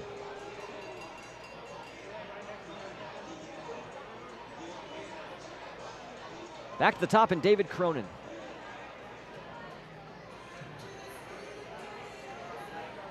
Top of the order, number 2, second baseman David Cronin. Cronin's helped his OBP twice tonight. Worked a walk in the first. Registered an RBI single in the second. Already the third at bat for him here. On the Otters side of inning number 4. Freedom trail by 5-zip. Shows bunt, lays it down. It's a beauty, a hard bunt to second. The base runner runs into Caleb Lopez, and he will be called out because of it. That is runner's interference. Lopez has the right to charge to the baseball, and Calabrese has to try to avoid contact. Instead, he just bowled him right over. Calabrese will argue his point. Andy McCauley will get in the middle of it. He wants Rob to stay in the game. And Andy McCauley wants to stay in the game himself. He just got in the middle of things and didn't offer much of an argument himself. I think he saw it the same way Joe Harris did and anybody in the ballpark tonight, including myself. That was clear. Runner's interference. Cronin will be safe at first base. The Calabrese retired for out number 1. And coming to the plate, Keith Grieshaber. Number 5, the left fielder Keith With his buddy at first. 2 outs to play with.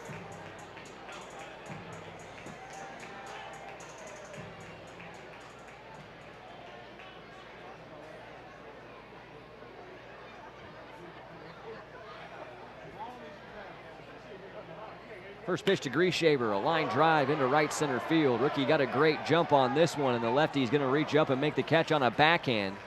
Now show his hose to first base. Connor Crane will leave the bag. He can't squeeze the ball. It's rolling, and Cronin takes second. Ryan Rinsky scooped it up off the grass, but had no play. You love the aggressive nature of Ricky Ramirez Jr., but maybe in that instance, You hope to see him take a little off. Hindsight's always 20/20. But Crane had to leave the bag to glove the throw. They did not have a play at first base. And it skirted right off the edge of the mitt, rolling farther into the grass on the first base side and allowing Cronin to essentially tag up. Ryan Long will have another RBI chance. Cronin at second base. He goes after a first pitch fastball, lines it into right field. Played on a hop by Bernard. Cronin will be held up at third. Crane, the relay man, with the ball in his hand as he runs it towards George Foe with runners on the edges. So Ryan Long looks to have broke through. Got his first base hit tonight in the series after an 0 for 6 last night. Now he's 2 for 2 and been on base all 3 times with a 2 RBI double. And that single that pushed runners on the edges.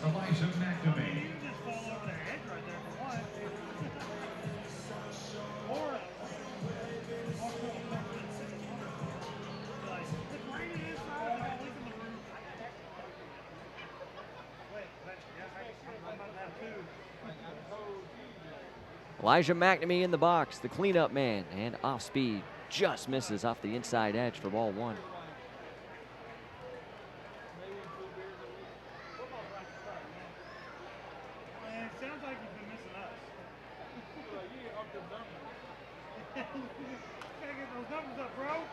A swing and a bouncer foul on the third base side. Count evens up 1-1. McNamee with a sacrifice fly in that 5-run second. 0 for 1 tonight. Time called in the box. McNamee wants to step out.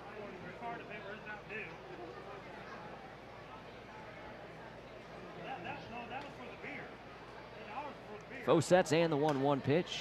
Lifted in the air and out of play off the right side. Hurler is ahead 1-2. The throw from Ramirez to first base that ended up rolling on the infield grass, allowing Cronin to take second. Goes down as the second Freedom error tonight. 1-2 pitch, enticing but low. And the count evens up at 2-2.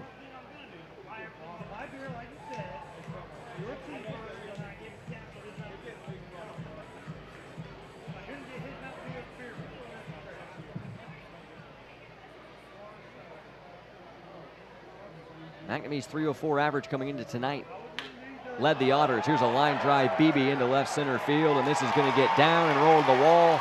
Cronin scores. Ryan Long rounds third base. He will score. And McNamee has a 2 RBI double to push the Otters further ahead. Now 7-0.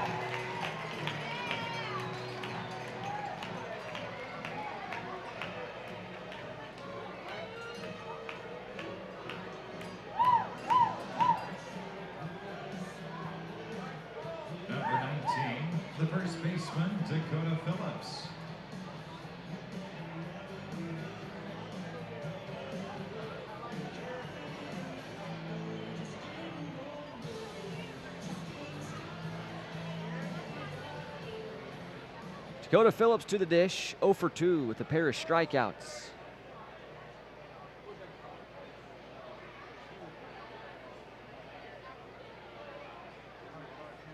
First pitch swinging and off speed, gets a whiff.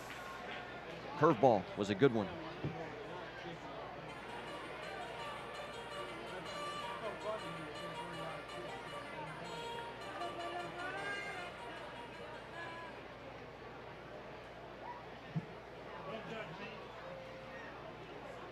Oh, 1 fastballs inside.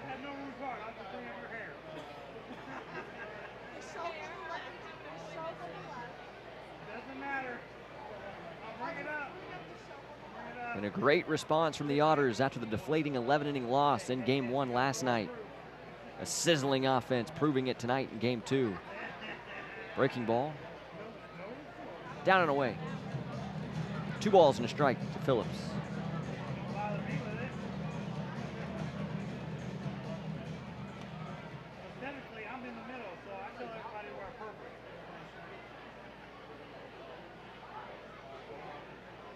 2-1 delivery, broken bat, flare over first, and it'll fall. It's rolling into right. Rounding third base and scoring is McNamee. It's 8-0 Otters.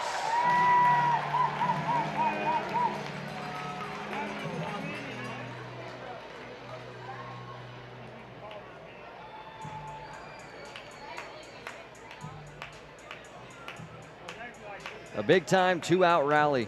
Number 10, the designated hitter, Taylor Lane.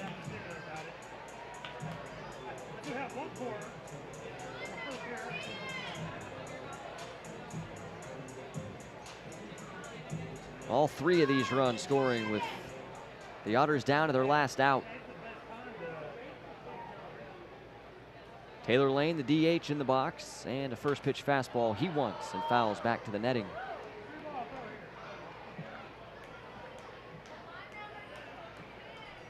It's been every other inning for Evansville tonight.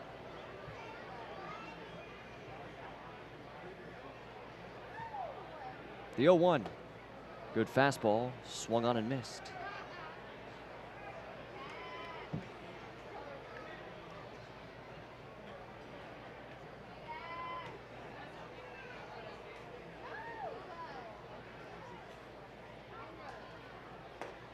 Called strike 3 with a fastball. George Foe, strikeout number 4. But the Otters have announced their presence here in the middle game. They have rallied for 8 early runs. The Freedom trail 8-0 as they come to the plate, top 5.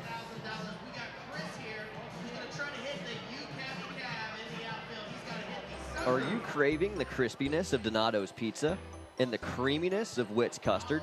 Visit a one-stop shop for both cravings in Independence, Kentucky. Haven't had the chance to try Witt's yet? Well, you're in luck.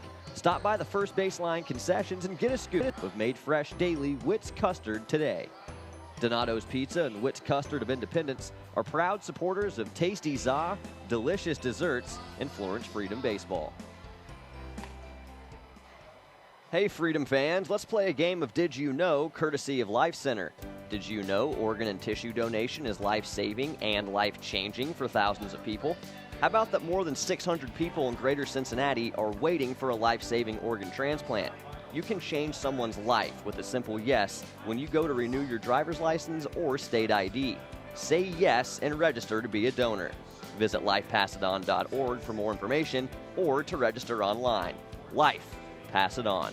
Chris Collinsworth here. Western and Southern can help you translate your financial needs. Start with a free, no-obligation insurance checkup. It doesn't take long, and it's a great way to find out how to protect your family's future. Talk to a financial translator today. Call our Northern Kentucky office at 859-426-3300. That's 859-426-3300 for your free, no-obligation review. Compensated endorser, Western and Southern Financial Group, Cincinnati, Ohio, R5-1307.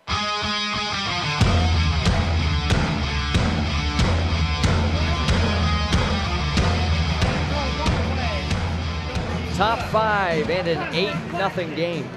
Freedom will send Bernard Bryant Rinsky to the plate, trailing the Evansville Otters here in Game 2. Austin nicely back on the bump. He's been special tonight. Good breaking ball, but not squeezed behind the plate by Calabrese, and that likely costed nicely the call. Looked to be right at the belt and certainly had the heart of the plate.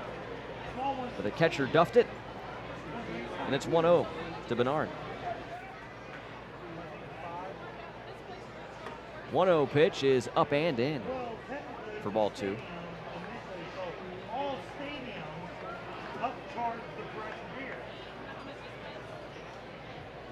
Florence with just 1 hit, 1 base runner tonight. Hasn't gone their way on either side. The baseball tonight. Fastball got in on the hands, a dribbler out to second. David Cronin to it, and on to first quickly as Bernard was picking him up and putting him down. But he's out number 1. 4-3 on the putout. He brings up Taylor Bryant.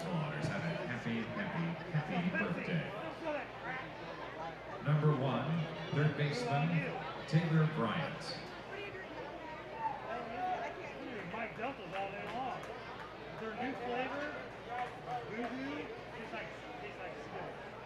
Bryant 0 for 1 at the pop out to short. Here's the first pitch.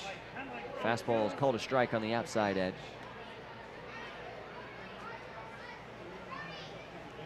First start in the series for TB.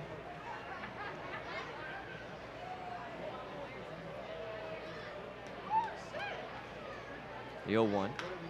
Ground ball towards left field. Booted by Ryan Long at third base. He'll try to recover, but coming off the bag to make the catch at first was Phillips. And Bryant's through the base. He'll be there. Should be an error. And the first of the night for the Otters. Number 22, catcher Ryan Rinsky. And it is. Scoreboard officially indicating E5 on that ground ball. It's the correct call. Ryan Rinsky to the plate. One out, man at first. And the Freedom need 8. But don't need 8 in this inning. Fastball, you bet. Called a strike at the knees.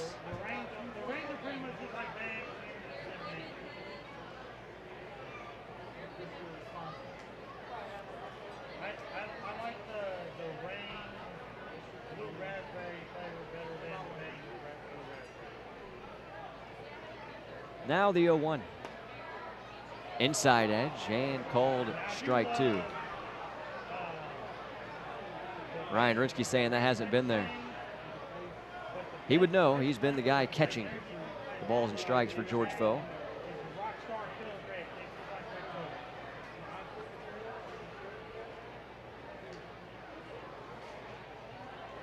Nothing else, he's lobbying for a bigger strike zone for his hurler tonight. Count is 0-2. Here's the pitch. Waste pitch in the dirt for ball 1.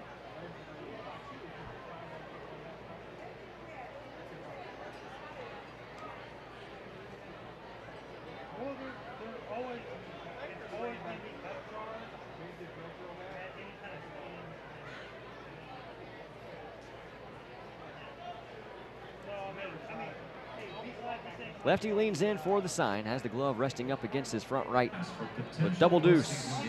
Ryan Rinsky.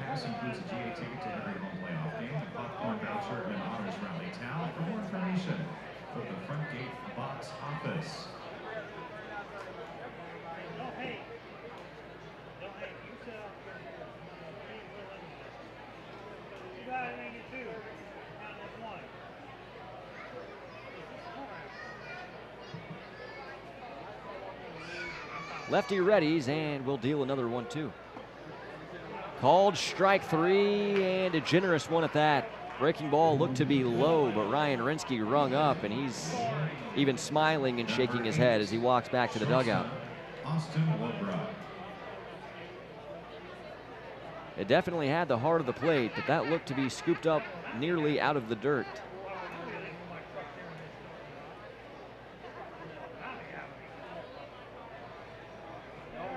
Freedom will have to be aggressive with 2 strikes. Austin Wobrock now to the plate. Bryant still at first base, 2 outs. Spiked breaking ball. Nothing doing. $10 playoff pass for potential playoff games here at the ballpark. That includes a GA ticket to every home playoff game, a popcorn voucher in Rally Town. For more information, give us a call, 812-435-8666. Freedom will have to turn in some great work offensively to come back and win this one tonight. First round dates from September 3rd. But they have fared well in middle games in total on the season, 20-13 in game 2 of series.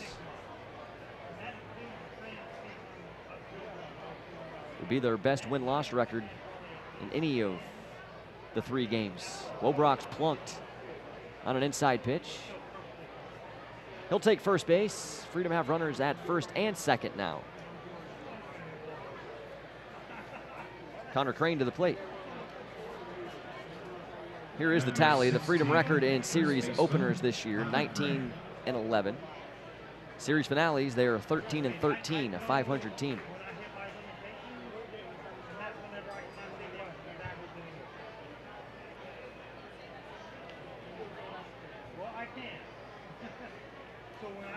So the most wins in middle games.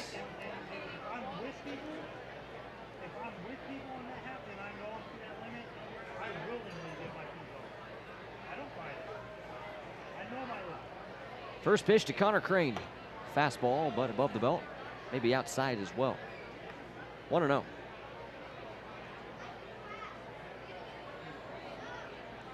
Freedom was still just the one base hit tonight. Their two base runners in this inning reached on an error and a hit by pitch.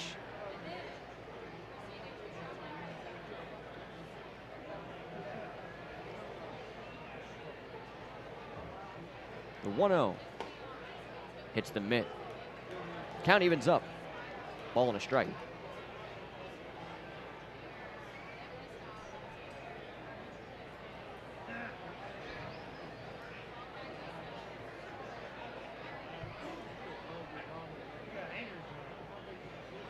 Crane waving the bat a few times as nicely picks out the pitch he wants.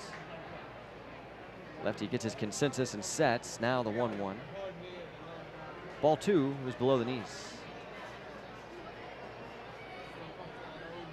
Save a spiked breaking ball here or there tonight. Austin nicely has thrown every pitch seemingly over a corner. The balls have been when it's missed down. He's not made any mistakes up. And when he misses, it's not by much. 2-1. Chasing an outside pitch. Crane comes up empty. And his count will even at 2 balls and 2 strikes.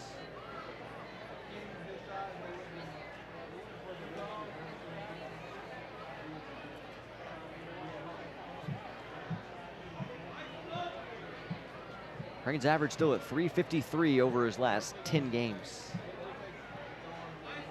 Getting hot right at the right time. Earned him a promotion to the cleanup spot for a couple of games, but back in the 9-hole where he's raked all season. Changeup out in front was Crane. He didn't touch it, it's strike 3. And the Freedom will get a couple of base runners in inning number 5, but they do not move them over. Score 8-0 Otters, and they come back to the plate, bottom 5, with their bottom third due up on the Freedom Broadcasting Network.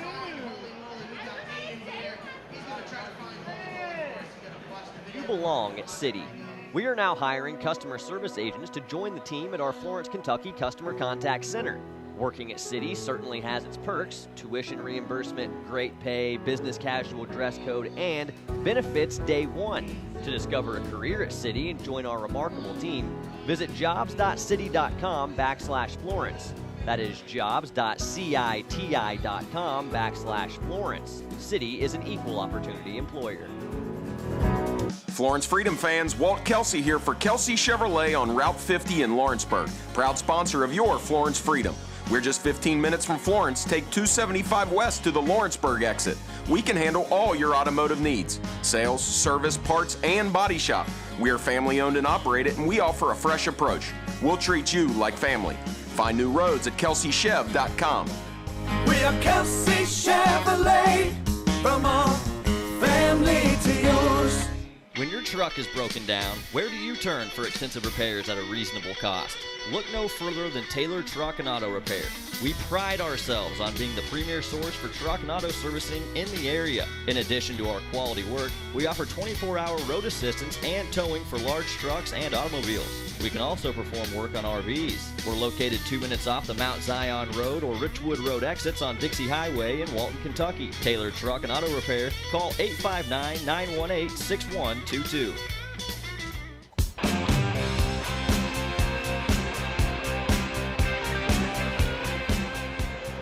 Tanner Wietrich in the box, and George Foe peppers the outside corner with a first pitch fastball. We are officially underway in the bottom of inning number 5. Otters 8-0 here in the now closing in on the middle stages. Fastballs outside for ball 1. It's been 2 big innings for Evansville tonight. 1-1 breaking balls, line but foul off the right side.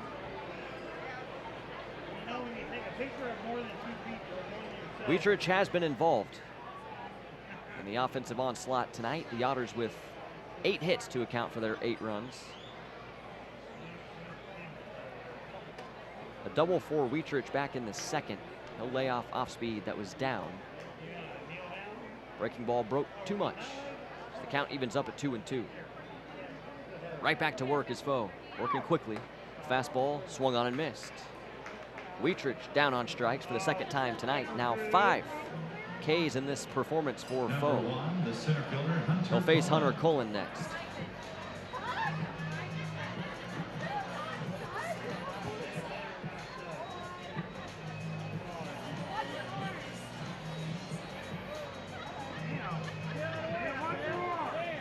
Rob Calabrese waits on deck. He's the only Otter to not have one hit in this game already. But Cullen stepping in first. Fastballs at the letters. 1-0. Give me your phone. Stand up. Give me your phone. I can take a picture from here. I was going to say, give me your phone. Send out picture mode. I'll take it. Lefty rocks into his windup, and the 1-0 is close, but in. 1-1. Early in the season, Cullen was public enemy number 1 when facing the Freedom. Here's a hot shot ground ball to first. Connor Crane, a nice play on the forehand, hugging the line. He'll win the foot race at first base. It was a bang-bang play. But Cullen, with all the speed, retired. As Crane's quite fleet of foot as well.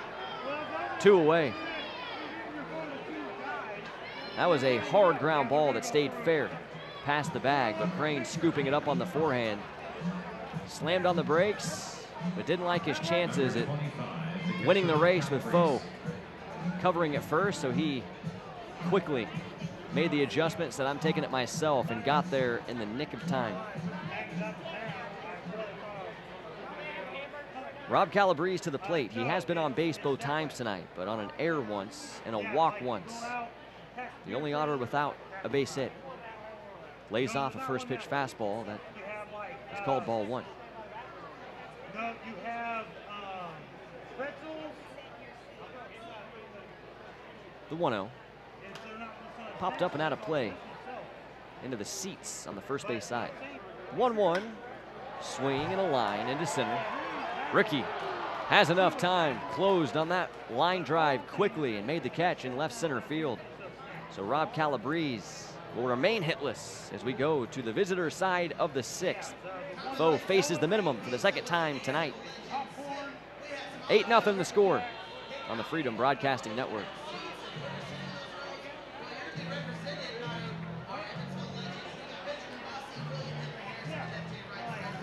The exciting new 2018 Toyota Camry is here.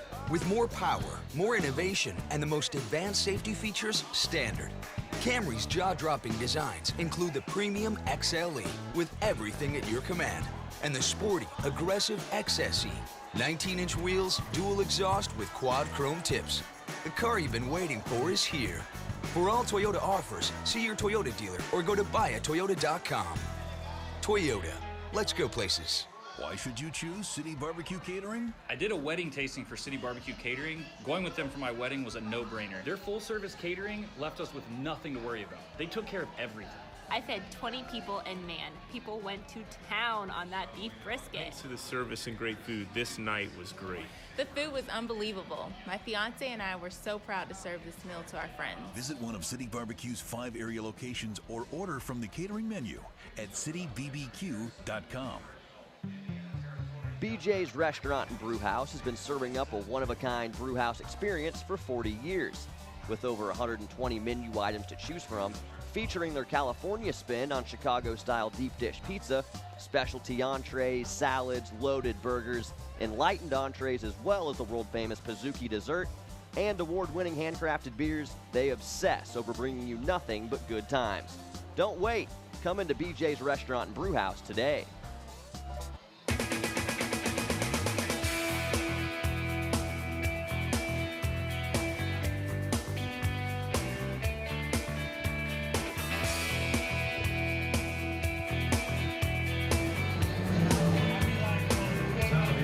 Back to the top for the Freedom. Luis Pintor, Ricky Ramirez Jr., Caleb Lopez to come to the plate. But they trail by 8. We've reached the top of the 6th. Despite the score, this game's moved fairly quickly tonight. We are exactly an hour and a half into it. But already in inning number 6. Fastball is taken for good reason. Below the knees for ball 1. Pintor. Only Caleb Lopez with a base hit for the Freedom tonight. He's due up third in this inning. Pintor 0 for 2 with a fly out and a ground out. Lefty nicely offers the 1-0. Pintor is on the board. A line drive is going to fall in left field. Big round at first base. Luis is halfway to second, and he'll dive back in head first as the Otters killed the relay without making the toss to first base.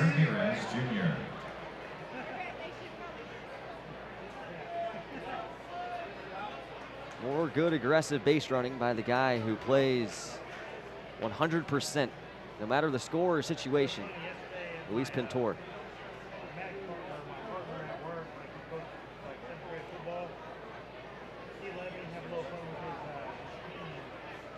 In steps Ricky Ramirez Jr.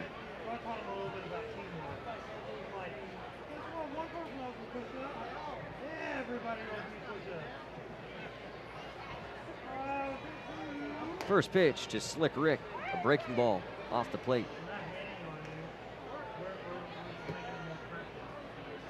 We will check on the Frontier League scores in a moment. We'll let it refresh. See the changes with all teams in action tonight. Pick off to first base. Pintor in there safely. How about the reborn Gateway Grizzlies? 4-0 over the River City Rascals in the bottom of the third, so it's very early. But after winning the opener 5-2 last night, the eliminated Grizzlies are back out in front of the second place and tied with the Freedom Rascals. 4-0 in the early stages of that game. 1-0 pitch, hit on the ground towards right. Cronin will get to it. He'll go to second for 1, but that's all they'll get.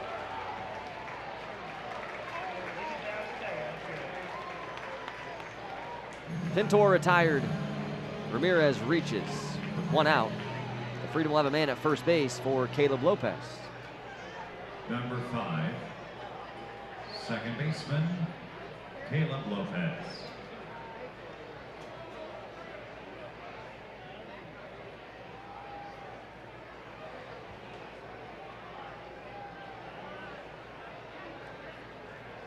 Caleb 1 for 2, singled his last time up.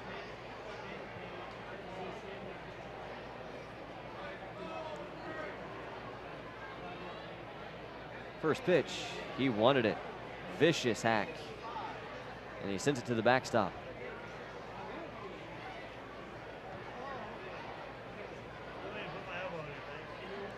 Lopez does have 4 career home runs here at Bosse Field. Had a 2-homer game here last year. 3 homers in this ballpark a season ago, and homered here in the first time the Freedom Otters squared off in Evansville earlier here in 2019. 0-1 pitch, low and in, bodied up well by Calabrese. Ramirez stays put at first base.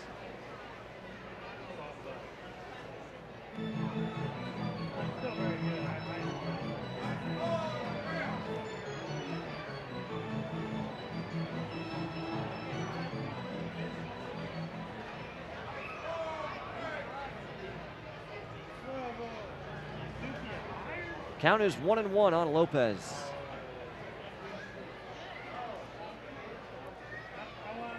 Lefty sets. Staring at Ramirez. And the 1-1 pitch. Golf to third base. Long with it. On to second where Cronin is for 1. 5-4-3, a double play. And the Otters eliminate the Freedom in the 6th. Another scoreless frame for the lefty nicely. We go to the bottom half in an 8-run game. You're listening to the Florence Freedom on the Freedom Broadcasting Network.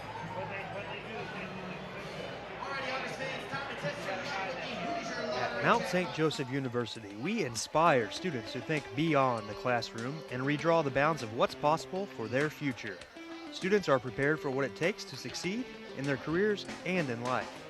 Nearly 99% of those who earn a degree from the Mount are employed, going to grad school, or volunteering within 6 months of graduating. This reflects the career certainty that comes from an education at the Mount. Connect with us today by visiting msj.edu. Nothing like Chick-fil-A Chicken Minis to start my day off, right? The food is always hot and served with a smile. I love Chick-fil-A breakfast, served daily until 10:30 a.m. I spend my mornings at Chick-fil-A and my nights with the Florence Freedom for the perfect summer day. Let freedom ring. Chick-fil-A Fort Wright, Houston Road, and Mall Road are proud to sponsor Florence Freedom Baseball this season. So come on in today. Quit stalling. Looking for a career change? Opportunities knocking. Beckfield College can guide you into a career direction including healthcare, nursing. You can even get your business degree. Call Beckfield today and train to get the skills you need to be a medical assistant, LPN, RN, BSN, or get on the path to a business career. Opportunity is knocking. Classes start soon. Get to beckfield.edu or call 866-961-9393. That's 866-961-9393.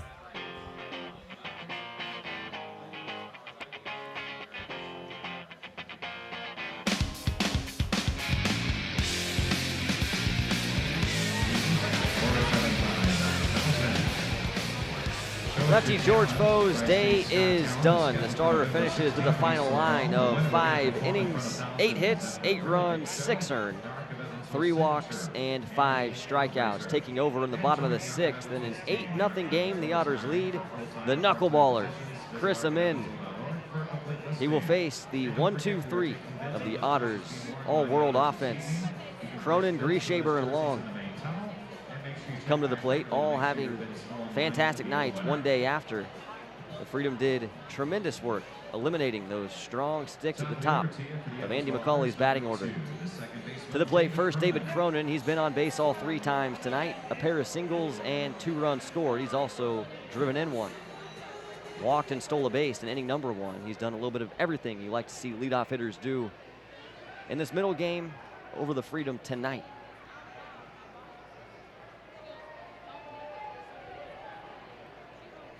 Throws it on every pitch.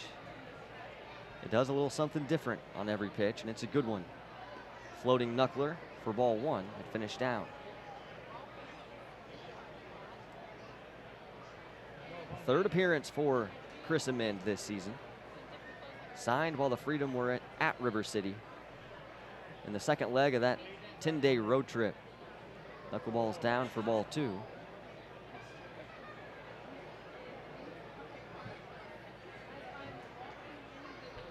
Cronin steps out to readjust the batting gloves.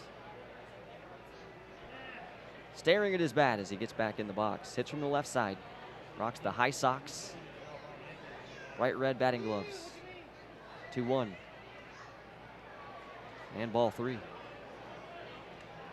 Amend has not missed by much, but I think the late drop has cost him on 3 straight after the first pitch strike to Cronin.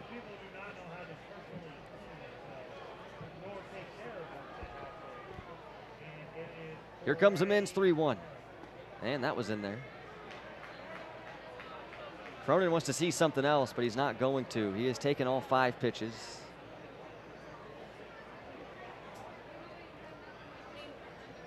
Now back in the left-handed box as Amend reestablishes on the first base side of the rubber. Rinsky sets up out. Payoff on the way. Knuckleball down and in for ball 4. Cronin takes his base.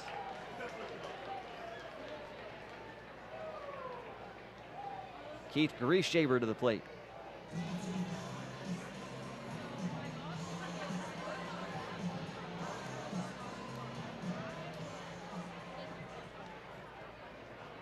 Number 5, the left fielder, Keith Grieshaber.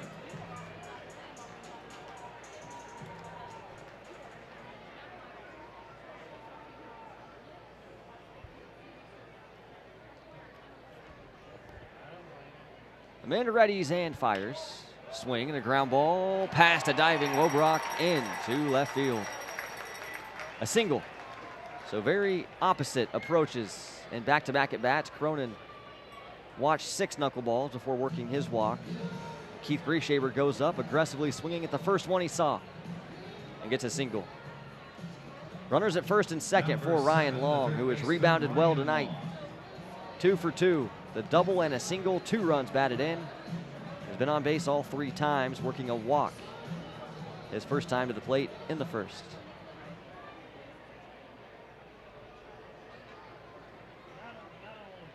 First pitch swinging, and he'll send a line drive out of play off the right side. The Otters sent 9 men to the plate in the second. Scored 5 runs on 5 hits in that frame. Were retired in order in the third, and then scored 3 more on 4 hits in the fourth.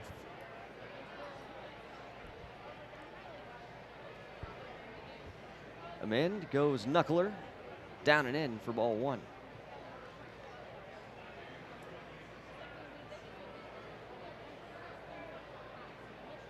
Amend's ERA at 8.44.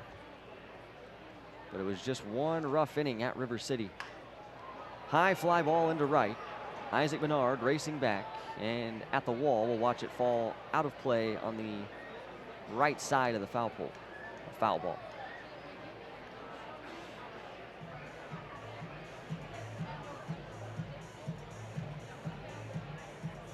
So Long's trying to see how far he can hit the knuckleball. He's put 2 good swings on it, but is behind in the count 1-2.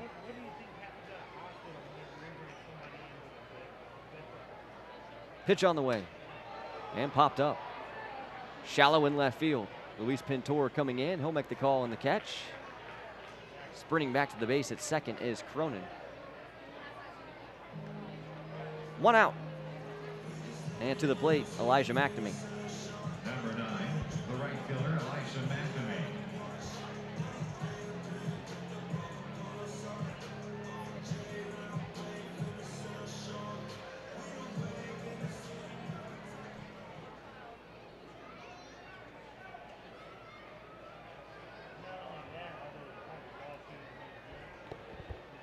First pitch on the way, up and out.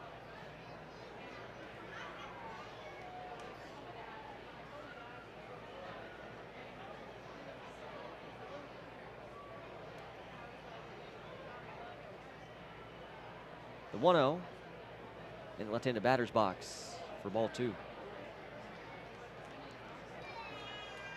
McNamee with 3 RBIs tonight in the cleanup spot. Sac fly and a 2-run double. 2-0 to him. Down and in. 3-0.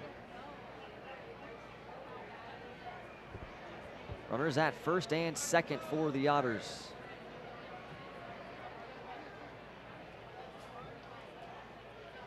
No green light on the 3-0, and Amend put it right down the middle. Even the knuckleball does what it's supposed to in 3-0 counts. Split the plate. Can he do it on the 3-1? He will not. Ball 4 to McNamee. He's in the left-handed batter's box again. So the bases will be loaded. And Dakota Phillips will come to the plate.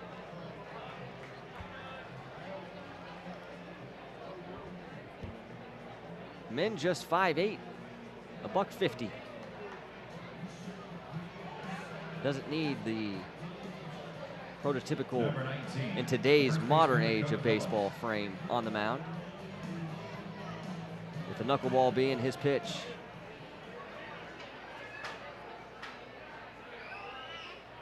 First pitch on the way to Dakota Phillips. Bounces at home plate for ball 1.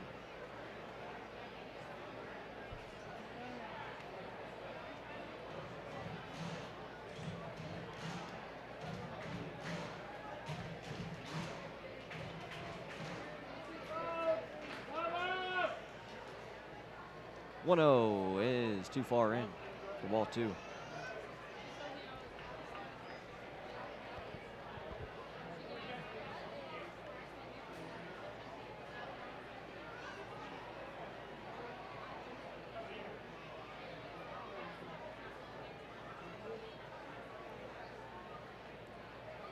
Two-0 offering on the way.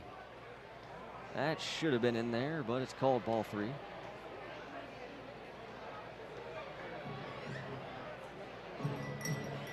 Falling behind hitters can often shrivel the strike zone, and that may have taken place here in this frame. Knuckleball looked pretty good on the last pitch. Now the 3-0. Stayed in. A bases loaded walk. And a run will score. 9-0 Otters.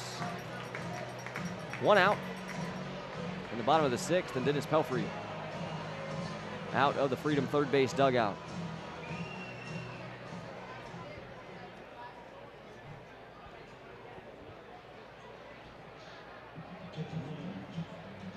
Just offering a word of encouragement or two. Nobody's been up and tossing in the Freedom bullpen. Like 9 or 10-0.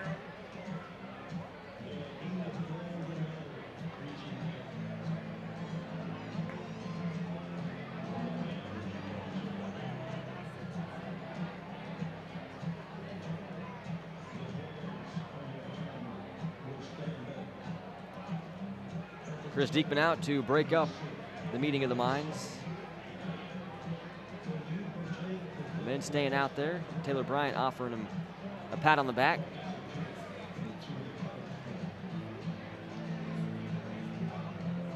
Taylor Lane will come to the plate. Number 10, the designated hitter, Taylor Lane.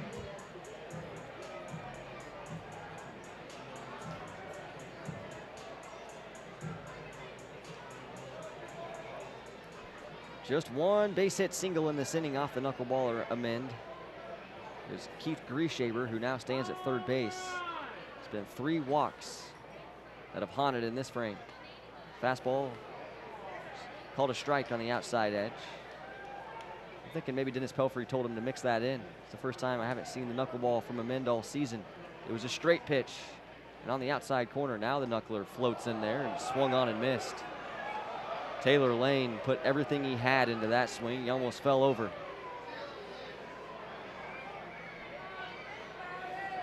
A big time whiff, and it's 0-2. Pitch on the way. Knuckleball's down.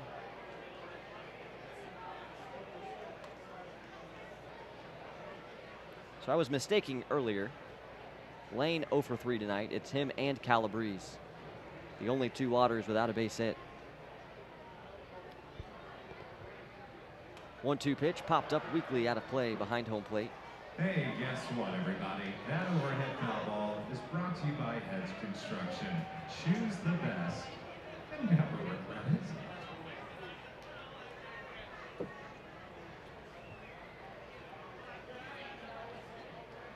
A 1-2.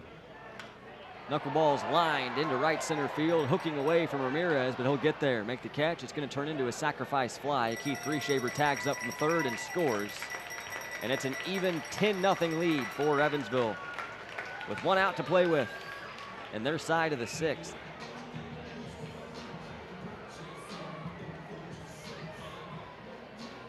Number 29, the shortstop, Taylor Wheatrich.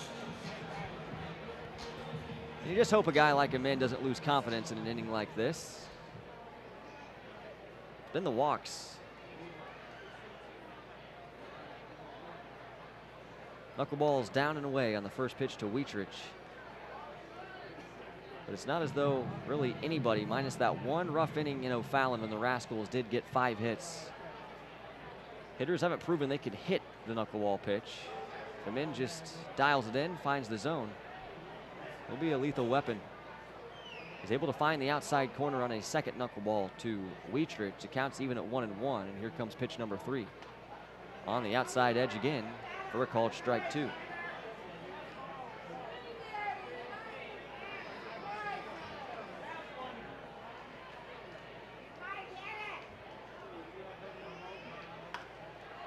Knuckleball's grounded into the dirt and foul.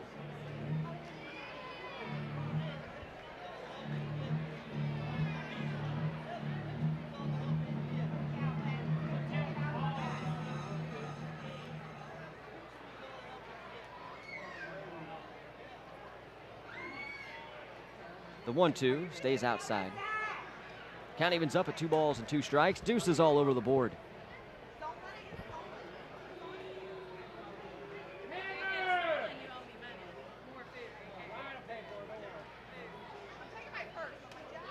Dancing knuckler fouled back off the netting. An overhead foul ball brought to you by Heads Construction. Instructions, choose the best. Here are the line totals tonight on both sides. The Otters with 10 runs on 9 hits. They have made 1 error. The Freedom being shut out on 2 hits. They've made 2 errors. 2-2 pitch. Popped up into right field. Isaac Menard circling under, and he'll squeeze for out number 3. So the Otters will leave a couple men on base, but they plate 2 more runs and take a 10-0 lead as we go to the 7th at historic Bosse Field. You're listening to Florence Freedom Baseball, presented by Titan Mechanical Solutions. Hi, I'm Lauren Hobart, president of Dick's Sporting Goods. I know personally how important sports are to our kids. That's why we've been working hard to make it easier for them to play. I invite you to come into our stores or shop us online. You won't believe all the changes that we've made at Dick's. We have more baseball and softball gear than ever before, an incredible selection of top running shoes.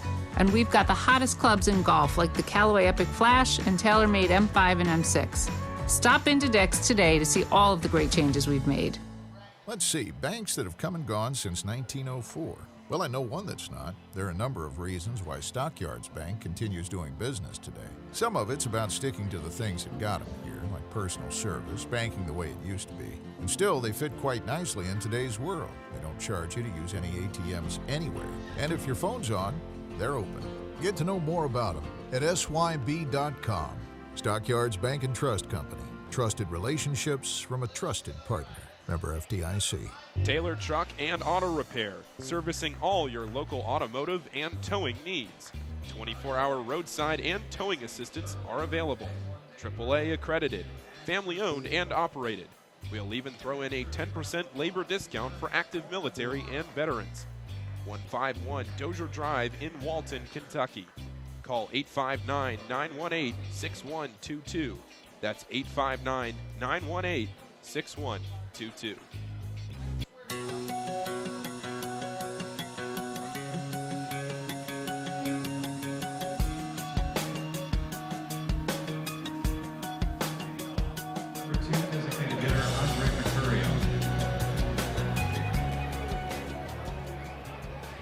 Freedom to the plate, top 7, trailing by 10.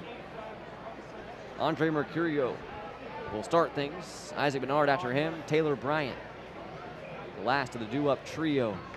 4-5-6 to face Austin Nicely, who's had shutout stuff through his first 6 frames. He'll bounce a breaking ball for ball 1 to Mercurio.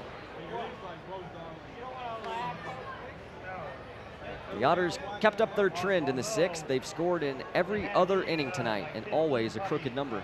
5 in the 2nd, 3 in the 4th, 2 in the 6th. On the way to this 10-run advantage.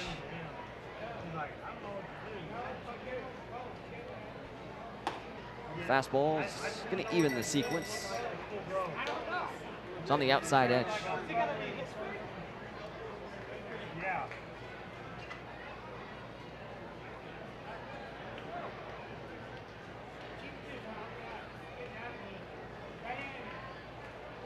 The 1-1 from Nicely. Breaking ball, well spotted. 1-2. They're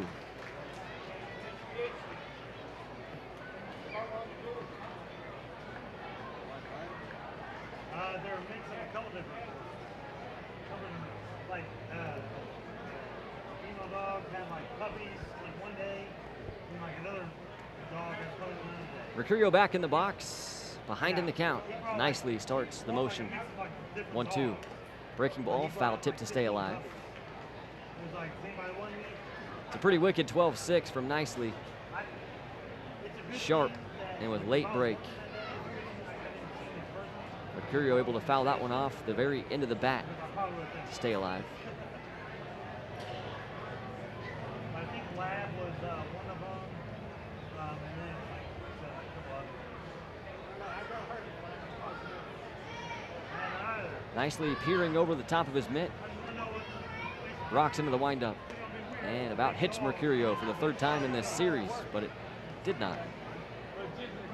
Mercurio able to evade this one.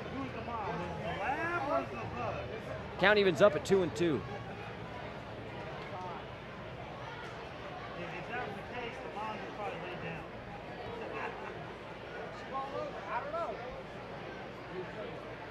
Nicely a couple of shakes. A 3rd shake, and time's called in the box.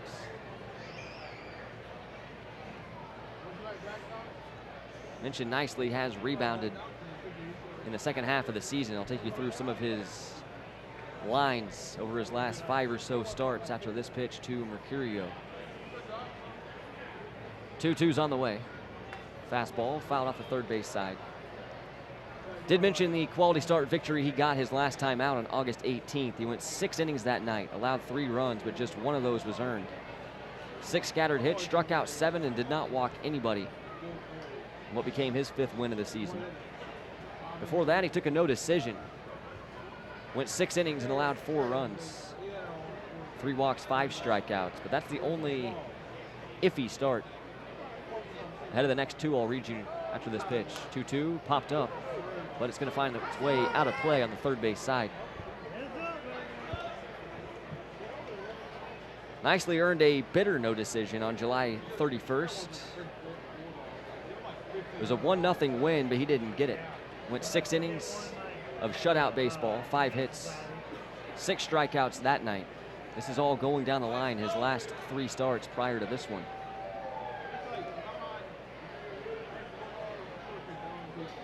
Sprinkle in a complete game victory he got. The breaking ball swung on and missed. Mercurio down on strikes. Out number 1 in the visitor side of the 7th. Did get a win in this game over Lake Erie, 6-0, went the distance. Number 11, 9 right shutout innings with 5 Bernard. hits. Struck out 3 that night. So it's not just that he's got back on track, he's become tremendous. And Evansville's needed it. They've sent a couple of guys to affiliated baseball themselves this season out of their pitching staff. Fastball's too far in on the first offering to Isaac Bernard. Fastball is in for 1-0. The count.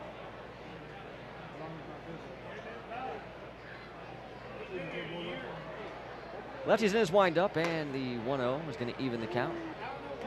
Good breaking ball, swung on and missed. Bernard falls behind 1-2.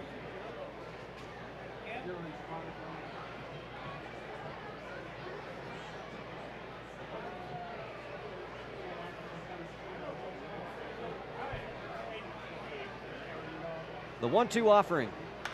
Line sharply foul and look out in the stands. Again, a friendly reminder to keep an eye out for foul balls. They can travel at very fast speeds down the lines if you aren't seated behind the netting. If you'd like a new seat, Evansville Otters usher to relocate you. They'd be more than happy to. Line drive at the bat of Bernard went sizzling into the seats on the third base side. Here's the 1-2. 2 hopper to second. David Cronin in front. Sidearms it to first. 2 down. And brings up Taylor Bryant.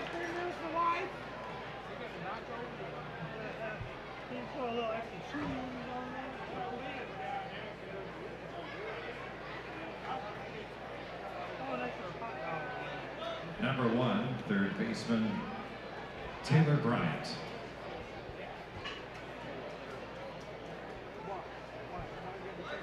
Bryant 0 for 2 tonight, but did reach on the 1 Otters air. Fastball's outside, 1-0. There's a hard ground ball to third, right at Ryan Long. He couldn't make the play. The 1-0. 2-seamer. Strike 1.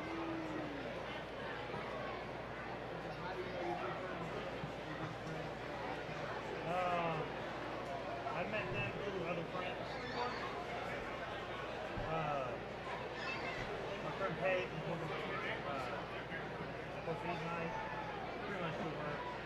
Nicely rocks into the windup for the 1-1. A breaking ball's down for ball 2. Paige is down, no. They don't work in they do other stuff. They do practice. But it's a possibility, I don't know. 2-1 fastballs in the dirt. 3 balls and a strike to TB. Sun is set at Bosse Field. But another brilliant night. Probably could have in Cincinnati. 3-1 pitch. Called strike 2. Bryant thought it was down. So did I. Game time temperature is 78 degrees. It's cooled off a bit from that. But absolutely no complaints. Payoff. Hard ground ball up the middle, and that's going to get it into center field. Taylor Bryant reaches out and shoots an outside pitch right back up the box for a 2-out single. That'll bring up Ryan Arinsky with the Freedom down to their last out. Number 22, catcher Ryan Arinsky.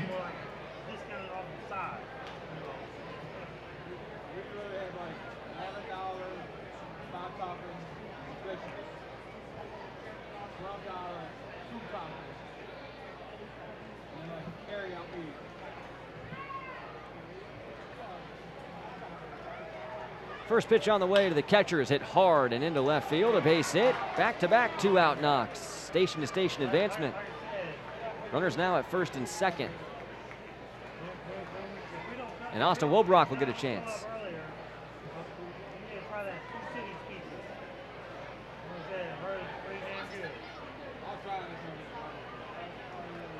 Number 8, shortstop Austin Wobrock.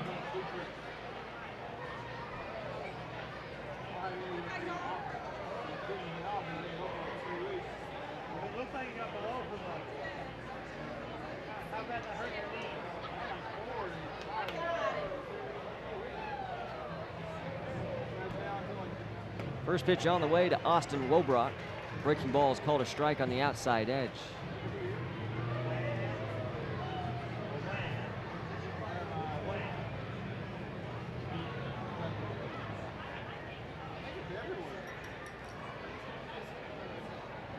Oh, 1 on the way. Breaking ball is out for ball 1. Some shocking NFL news coming down the pike tonight. And I feel it was appropriate here in Evansville, Indiana, to make this announcement. Andrew Luck retiring from the NFL.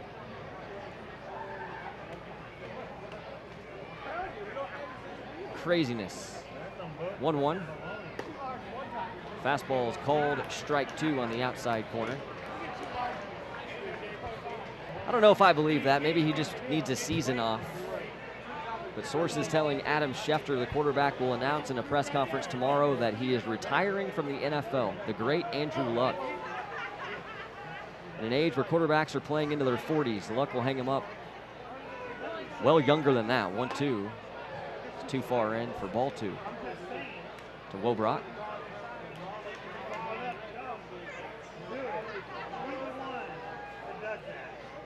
Score is 10-0 Otters in front, top 7. But the Freedom with runners at first and second. Fresh off back-to-back 2-out singles. And now a 2-2 pitch to Wobrock. Breaking ball's line towards right, but Cronin will make the catch to his left. Wobrock hit it on the line. The second baseman made a nice play. And the Freedom will go down quietly one more time. Time to stretch at Bosse Field in a 10-0 game on the Freedom Broadcasting Network. Stand up, stretch, and sing. We're also going to all across America. Toyota is making a difference right here in America, investing $23 billion, helping create over 470,000 jobs, building over 25 million vehicles here, including Toyota Camry, America's best-selling car, one of 11 different Toyotas built in the USA, with Toyota Care 2-year no-cost maintenance included. For all Toyota offers, go to buyatoyota.com. Toyota, let's go places. This is Ryan Quarles, your Kentucky Commissioner of Agriculture, here to remind you to buy Kentucky Proud at your local grocery, restaurant, and farmers market. When you buy Kentucky Proud, you're buying fresh, delicious foods for your family. And you're helping Kentucky farm families make a living. Ask for Kentucky Proud by name and look for Kentucky Proud products at kyproud.com. Buy Kentucky Proud.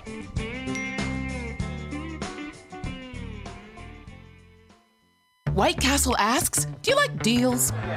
Do you like cheesy sliders? Well, how about deals and cheesy sliders? Because for your limited time delight, the Castle's got 2 cheese slider deals. The $4.99 combo meal for you and the shareable $7.99 sack of 10 for your crew. Try them with any cheese you please, like fiery ghost pepper. Yep, it's back. White Castle. Now that's a bold move. While supplies last, tax extra.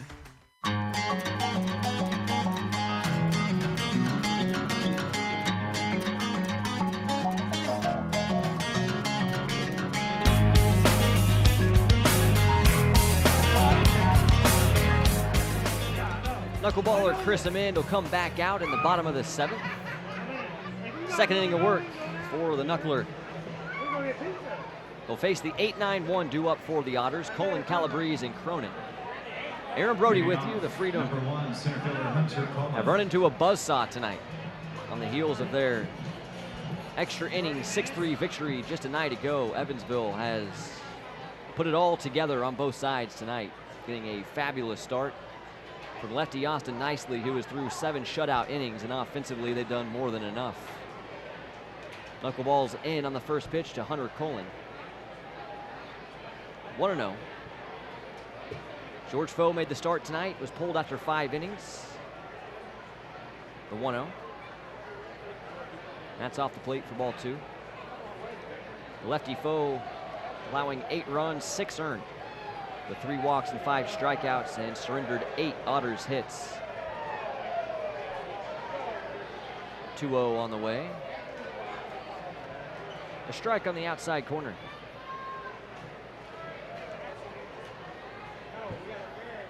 Amend allowed 2 runs in his first relief frame back in the 6th. But only 1 Otter hit in that inning. Knuckleball finds the strike zone. The count evens up 2-2. There's 3 walks in the inning for Amend. That spelled doom. A bases loaded walk brought home the first run of the frame, and then a sacrifice fly from Taylor Lane brought in the second. So I still stick to my original theory on Chris Amend. This guy can work. Just has to get the knuckleball to behave and find the strike zone. And he can get outs in relief. This knuckleball is going to miss out on the first offering to Calabrese.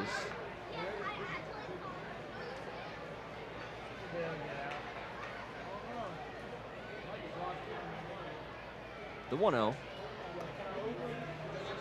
Upstairs. Yeah, we got Uber and Lyft. Call me, I'll charge you. You guys want to go now or you want to wait? 2-0 pitch. Called strike 1. Man nibbled the outside black.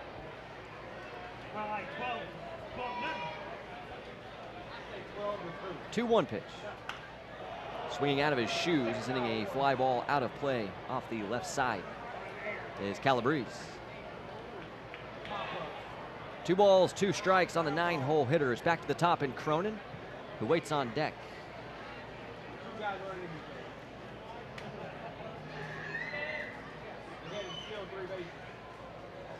The 2-2 in the dirt. A full count. Still reacting to the news of Andrew Luck retiring. I just can't believe it. I drafted him to be my fantasy quarterback this year in my first of 4 drafts, and I'm not happy about it. Payoff on the way, and called strike 3 on the inside edge. Calabrese didn't like the call, but he's out number 2. A backwards K will bring up Cronin with nobody on and 2 outs. Number 2, the second baseman, David Cronin.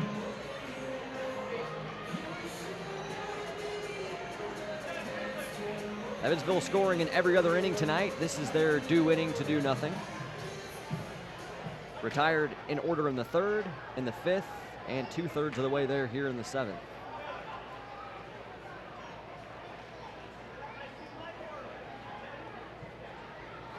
Knuckleball on the first pitch to Cronin. Called strike 1. Cronin watched 6 knuckleballs to work a walk back in the 6th. So he's seen that pitch 7 straight times and is yet to offer at it.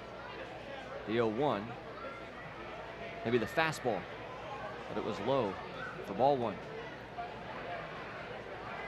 The Mind working in a second pitch.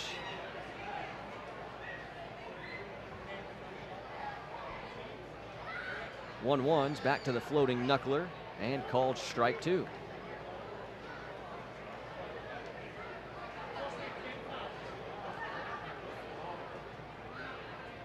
It's almost like taking me back to gym class in wiffle ball. 1-2, foul tipped. Cronin finally offered, but it was squeezed behind the plate by Rinsky. My PE horror story to start inning number 8 on the Freedom Broadcasting Network. Bored? Looking for something different and exciting to do? Come to Full Throttle Indoor Karting and experience pure racing exhilaration. 40 miles per hour on huge indoor tracks. That'll do it. Full Throttle Indoor Karting has something for almost everyone. Check it out at GoFullThrottle.com. Come alone or bring your friends. With 2 locations, Springdale near Dave & Buster's and Florence just off the Turfway exit. We're close by. Full Throttle Indoor Karting. GoFullThrottle.com. Substation 2 has been bringing Florence the freshest food at the lowest prices since 1981. You've tried the rest, now come taste the best fresh sliced sub sandwiches anywhere. Substation 2 was voted the best sub sandwich in Northern Kentucky by Northern Kentucky Magazine in 2016. Let Substation cater your next event. Give us a call at 859-371-9490 or come visit us at 7905 Dream Street in Florence. Substation 2. Quality at a price you can afford. Can't carry a bowling ball in a plastic bag. Can't rub plastic bags together to make fire. Can't turn them into swim trunks. And you can't put plastic bags in your Rumpke recycling container. Visit Rumpke.com for recycling do's and don'ts. Learn more at Rumpke.com. Make your recycling count. Rumpke.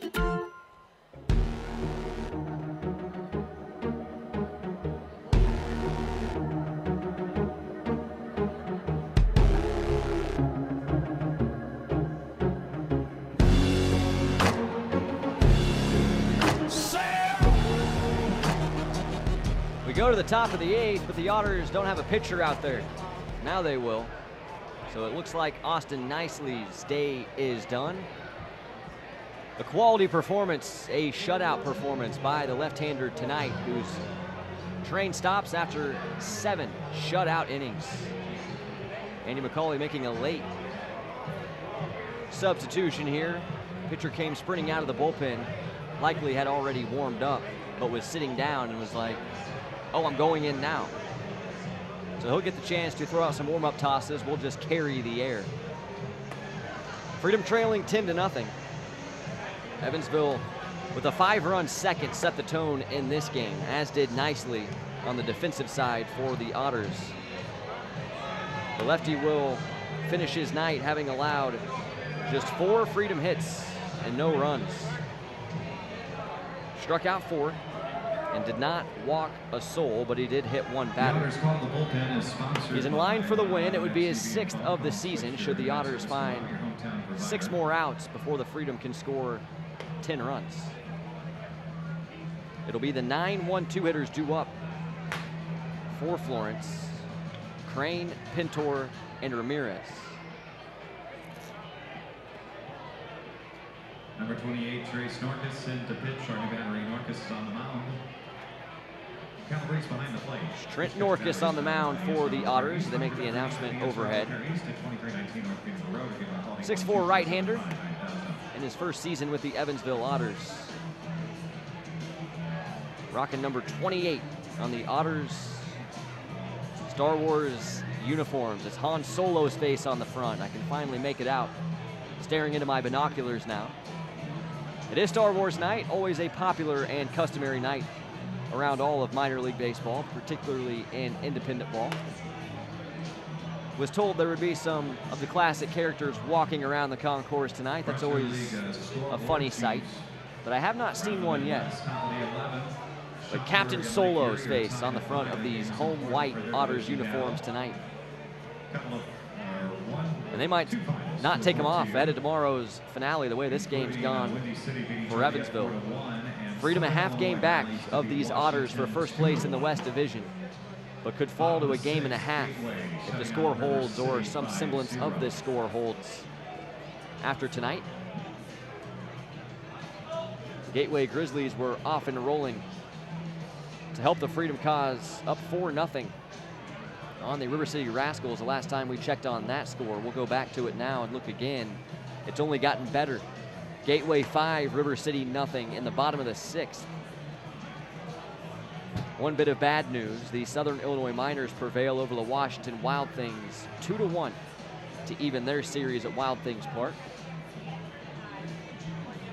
Actually, check that. The Miners did win last night as well, 5-0. So the Miners have set up a sweep opportunity in Washington tomorrow, and that just means that 4 spot in the Frontier League playoff picture is a little closer to being all the way up for grabs. Right now, it still belongs to the Freedom due to the fact they do not have the tiebreakers on Evansville or River City. And as it stands right now, both Florence and River City 52 and 37 and both trailing tonight. So it would be the Freedom in the 4 spot. The season ended today, but Southern Illinois could pull within just a couple of games of the Freedom. Again, if the score holds tonight, the Freedom would have 52 wins. The Miners would have 49. So to be with him, he was getting the opportunity to warm completely up and still is out here on the actual game mound.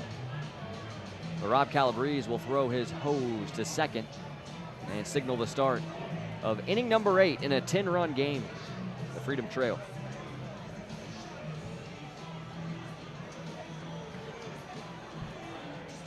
Should be a whale of a finale tomorrow between these two teams.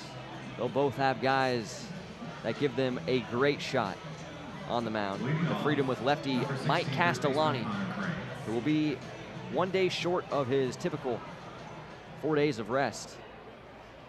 But an important game, an important series. The Freedom still trying to surge their way to the top of the West Division standings ahead of the start of postseason play. Tyler Beardsley will oppose Castellani. He's been the ace for the Otters this year. Fastballs down and away to start. Connor Crane 1-0.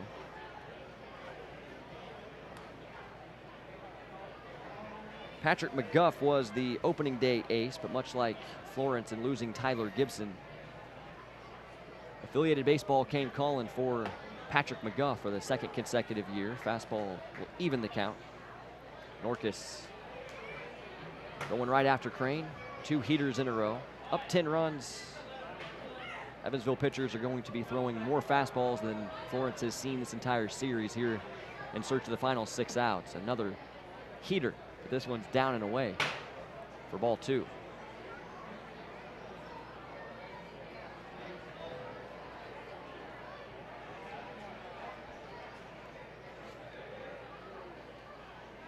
Righty has a full windup. He rocks into it now, and the 2-1 pitch. Fastball's in, 3-1.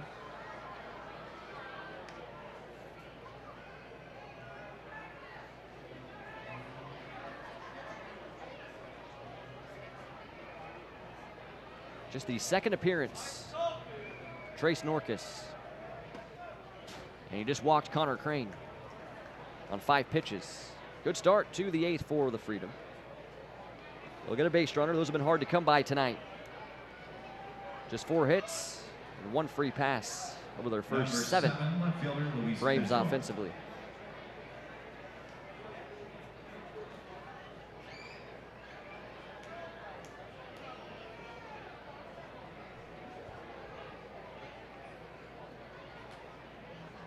Luis Pintor to the plate.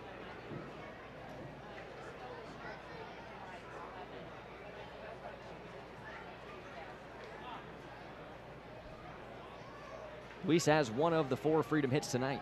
Got it in his last at bat. Breaking balls on the outside edge for a called strike.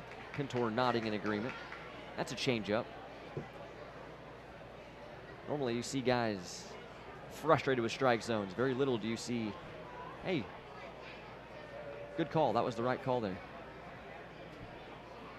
0-1 fastballs fouled back to the screen. 0-2 quickly on Pintor after the 5-pitch walk to Connor Crane.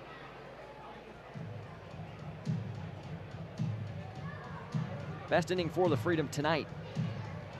2 base runners. And the true best would have been in the 7th when they got 2 base runners via 2 singles. The only other time they've had 2 guys on base tonight was in the 5th when they reached on an error and were hit by a pitch. Wipeout slider swung on and missed, and squeezed behind the plate by Calabrese. Pintor down on strikes for out number 1.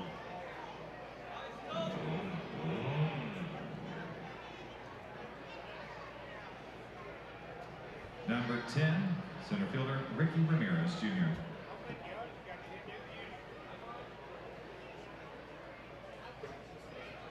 In steps Ricky Ramirez Jr.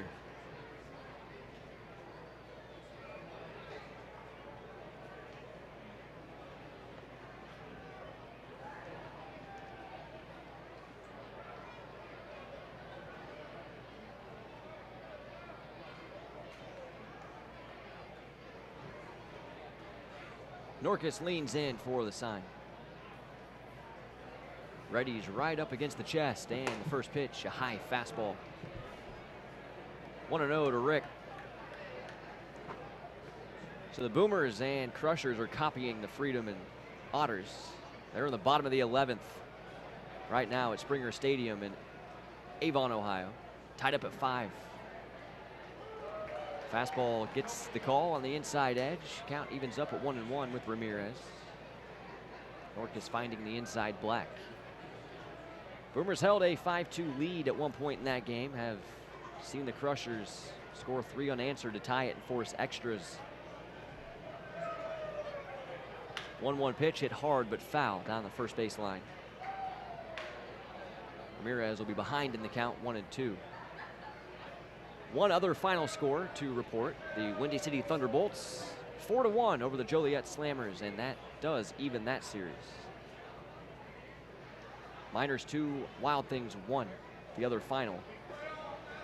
The other 3 games still being played.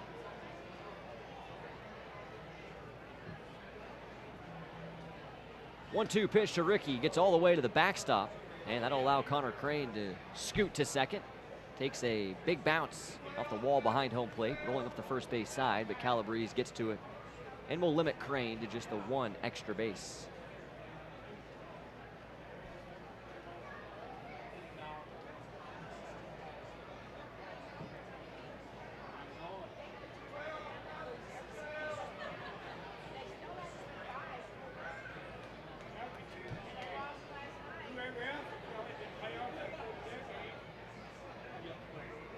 Norcus has his sign.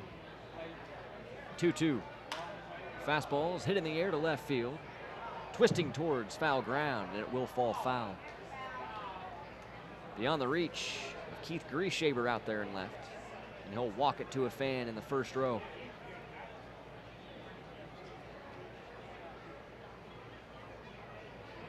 Defensive look at the Otters here in inning number 8. In the outfield from left to right, Grieshaber, Cullen, and McNamee. It's Wietrich and Cronin up the middle. Long and Phillips on the edges with Ryan Long at third, Dakota Phillips at first.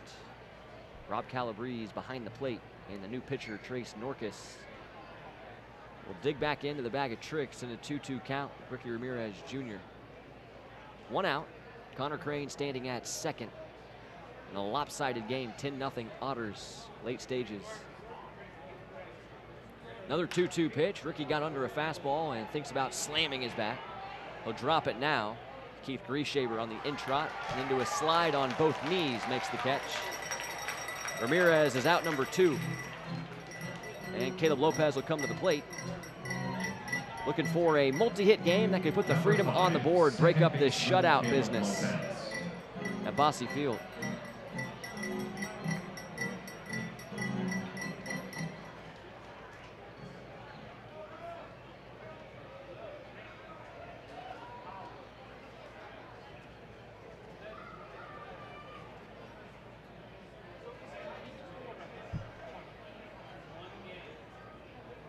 Lopez 1 for 3. First pitch to him, fastball, and called strike 1. At the knees on the outside edge. To Chris Diekman's liking behind the plate.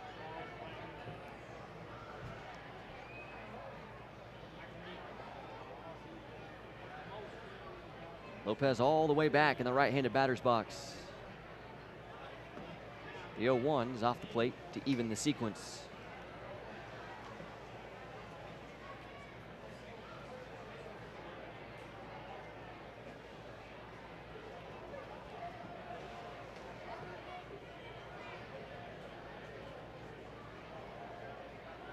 Norcus readies. 1-1. Hits the mitt. Called strike 2, and Lopez leans back, winces, and tries to adamantly convince home plate umpire Chris Diekman that's not a strike.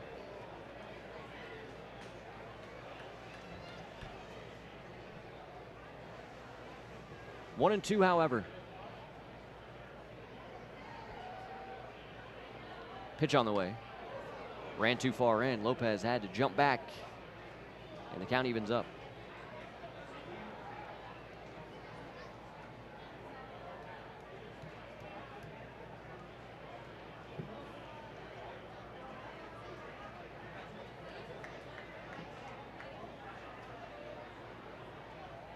Righty. So make sure you head down there before they all run out. A loss to the Otters tonight, and the Freedom can no longer tie Evansville with 6 wins and 6 losses with the victory in the finale tomorrow. Another little tiebreaker that will go the way of a rival team in the West. 3-2 pitch is fouled back to the backstop.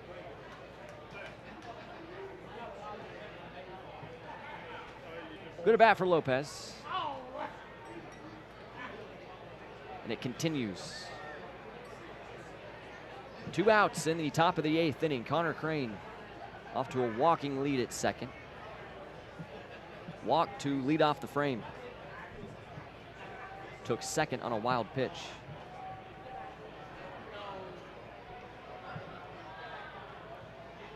Righty sets and fires a payoff, and Lopez will spoil it foul, sending a dribbling bouncer towards the Freedom third base dugout. More good fight.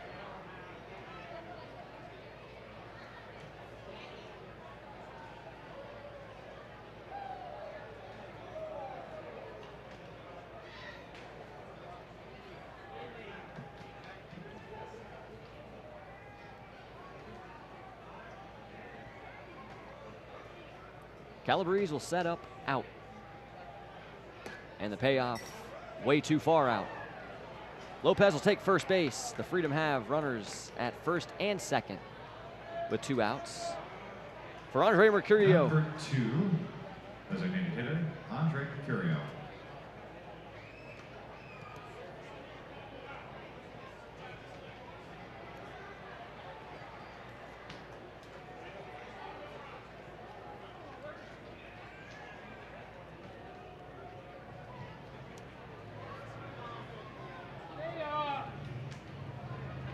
Cleanup man digs in, looking for his first hit tonight. 0 for 3. First pitch, inside strike. 0-1, the count with Mercurio. Mentioned his importance on the broadcast last night with the Freedom victory in game 1 of this series with the Otters. Florence is now 33-18. When this guy, Mercurio, suits up.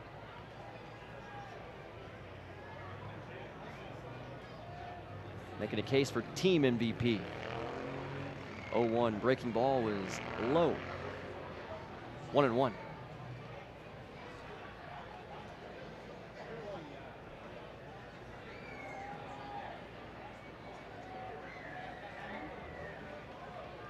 Norcus just had to find 1 out in his first appearance with the Otters.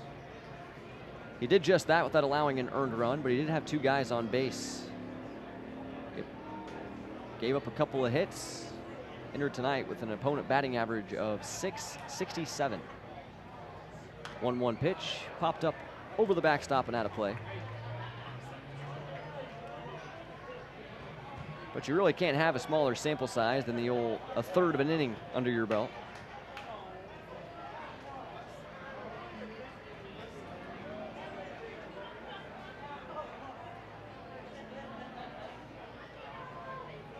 It's actually a walk splashed in there as well. The bases were loaded when he found that first Otters out. A walk and 2 hits in the inning. But a 0 ERA. 1-2 pitch, hit hard on the ground, but foul on the first base side. This is one of those games where even if the Freedom don't fight back to win it 11-10, they could still set themselves up with some more confidence entering the finale tomorrow if they do find a way to break through on some tough pitching here in the final couple innings. Say a 2-out base hit here, scores Connor Crane. They score the last run of this game, they'll feel better about themselves entering tomorrow. In search of little small victories in a 10-0 game, Mercurio just got hit by another pitch on the hand. It's the 3rd time in 2 games he's worn one. And he's in obvious discomfort as Brian Jett, the Freedom trainer, will track him down all the way at the first base bag and want to evaluate that hand of Mercurio's. The Otters will utilize the time to have a quick conference on the mound. Ryan Long and Dakota Phillips holding Congress with Rob Calabrese and Trace Norkus out there. Isaac Bernard. Isaac Bernard will be the new hitter with the bases loaded, but 2 outs.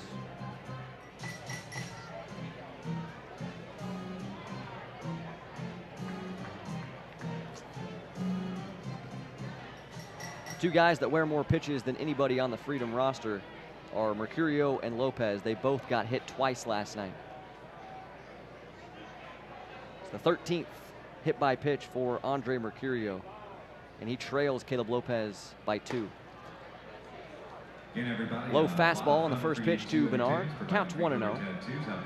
15 times this year. The man standing at second, Lopez, has worn one for the good of the team. A lot of fun for you too, and get your face painted like a tiger.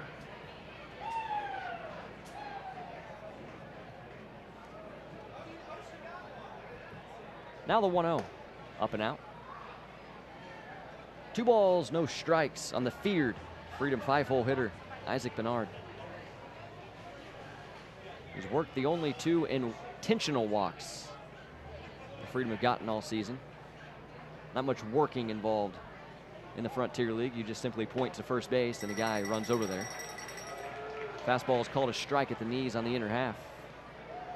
But both those came in the same game with the Washington Wild Things just 2 games ago. Not wanting this guy to hit in a clutch moment.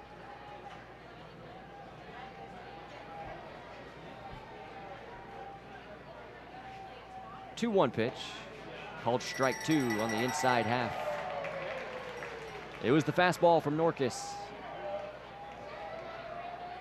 He's used it often in the inning, but he hasn't always been able to locate it. All 3 base runners reaching with free passes here in inning number 8. 2 walks and a hit by pitch of Mercurio. The 2-2. Fastball swung on and missed. Bernard down on strikes.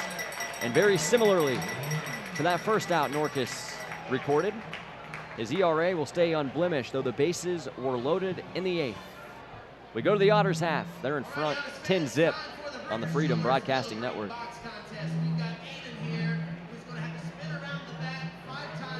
BRG is locally owned and operated, so we take pride in our community you choose to call home.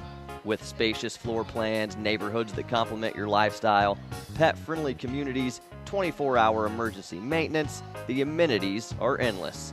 Come home to BRG Apartments. With communities located in Cincinnati and Dayton, Ohio, as well as in northern Kentucky, we have something for everyone.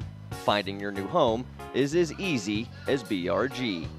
Chris Collinsworth here. Western and Southern can help you translate your financial needs. Start with a free, no-obligation insurance checkup. It doesn't take long, and it's a great way to find out how to protect your family's future. Talk to a financial translator today. Call our Northern Kentucky office at 859-426-3300. That's 859-426-3300 for your free, no obligation review. Compensated endorser, Western and Southern Financial Group, Cincinnati, Ohio, R5-1307. Who did the Florence Freedom turn to when it was time to upgrade their scoreboard? Atlantic Sign Company. Through their branding expertise, innovation, and passion, Atlantic Sign Company will help you identify your business to your customers in a way that will exceed your expectations. From concept to the completion, their team will be with you every step of the way. Your sign represents you, your company, and your brand. So go where the Florence Freedom went for their scoreboard. Atlantic Sign Company.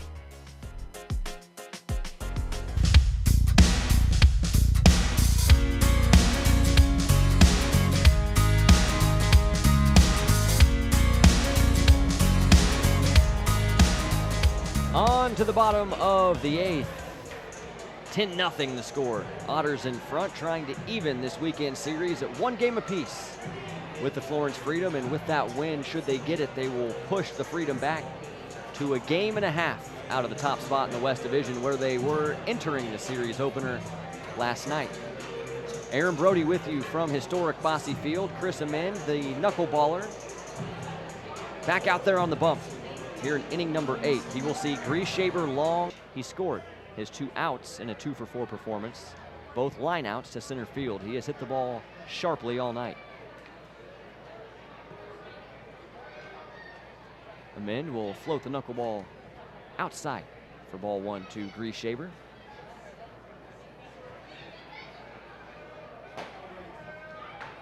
The 1-0 on the outside edge. Amend struggled with the command in the 6th inning, his first inning of work. Limited the damage, however. 2 runs scored in that frame for the Otters, who had the bases loaded in the inning.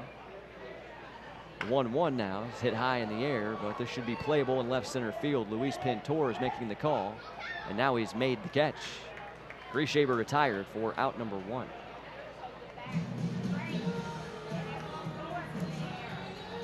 But it was 3 walks in that 6th inning for Amend, but he worked quickly and efficiently in the 7th, sat him down in order, and is now retired 4 straight as he stares in at Ryan Long. Coming to the plate now.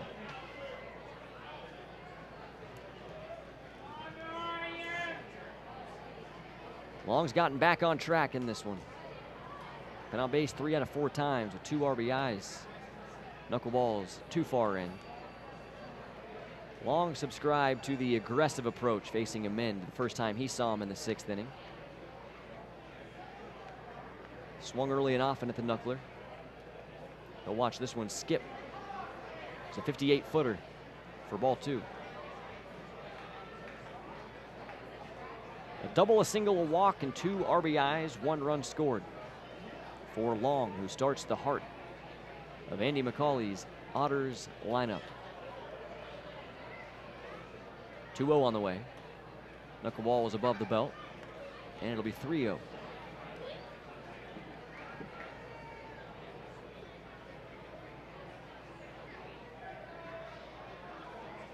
Pitch on the way. Ball 4, up and in. Long will reach.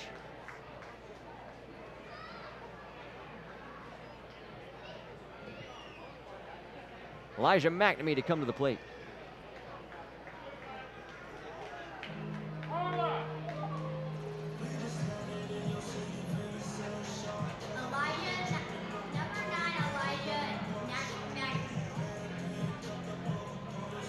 Hey, for all the Cowboys fans out there getting an ESPN update, I'm sure I'm not the only one. 34-0. They drubbed the Texans tonight. Knuckleball on the first pitch to McNamee. Splits the plate, but was above the belt. So it's 1-0. As McNamee swings, it's a bouncer to short. Wobrock charges in. Gloves goes to second for 1. Turn, not in time. McNamee threw the base at first, but the Freedom do get the lead runner and Ryan Long at second for out number 2.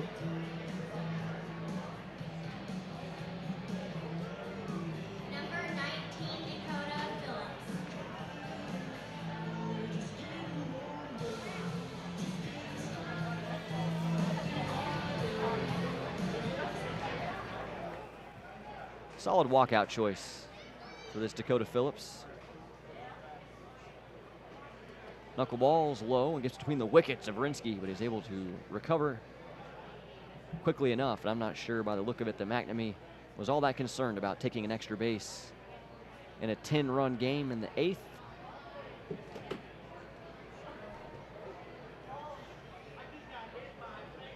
Amends 1-0. Lifted to center.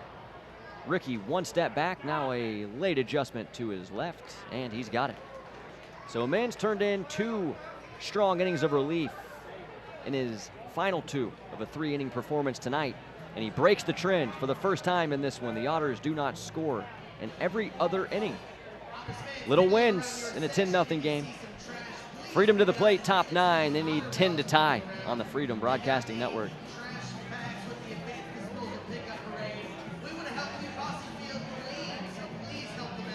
Cunningham, the Great American for the Roar Insurance Agencies. Over the last many years, Alvin Roar at Roar Insurance Agency has handled all my personal and business needs. They are a large and growing national insurance business located right here in Greater Cincinnati. Call the Roar Agency today at 513-985-4200 or go to roarins.com. Call Alvin Roar.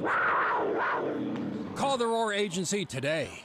At Compass Self Storage, we make it easier. We understand that storing your belongings is not a luxury, but a necessity. We're a proven self-storage leader focused on providing you with a friendly, professional, and clean place to store your items. Whether your concern is price, size, availability, or security, there is no need to look anywhere else. We provide it all. Give us a call today at any of our locations in Greater Cincinnati and Northern Kentucky, or visit our webpage at compassselfstorage.com. Mention this ad and get your first month's rent for free. Taylor Truck and Auto Repair, servicing all your local automotive and towing needs. 24-hour roadside and towing assistance are available. AAA accredited, family owned and operated. We'll even throw in a 10% labor discount for active military and veterans. 151 Dozier Drive in Walton, Kentucky. Call 859-918-6122. That's 859-918-6122.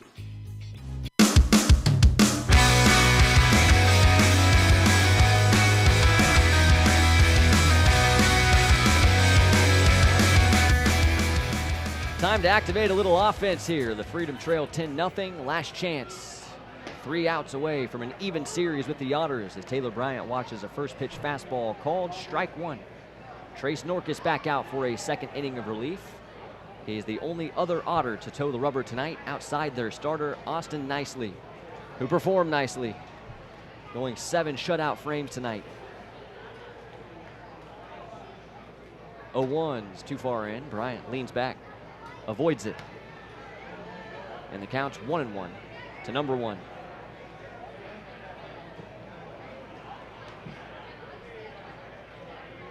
Told you it was a strong turnout at historic Bosse Field tonight. That is the case. Official attendance tonight, 4,016.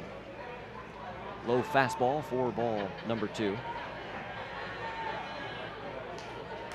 If you could pick and choose a game to be leading 10-0 going into the final 3 outs, you would choose to do it on a night where you had 4,000 show up to watch you play. Good timing on the part of the Evansville Otters. Norkus deals the 2-1. Bryant hits it to center. Routine. And underneath. Hunter Colin for out number 1.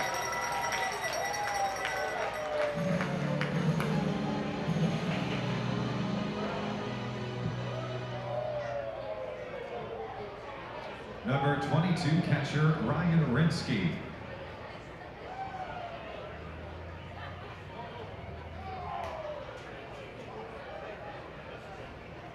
Ryan Rinsky to the dish. Boomers and Crushers still playing. Bottom 12 and deadlocked at 5. Gateway still holding on to their 5-0 blanking of the River City Rascals in the bottom of the 8th. Good breaking ball will start Rinsky 0-1.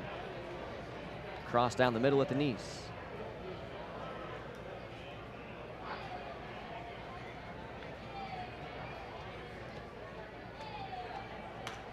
One's line straight back to the screen. Catcher falls behind 0-2. First pitch tomorrow at 12:35. Broadcast will start at 12:20.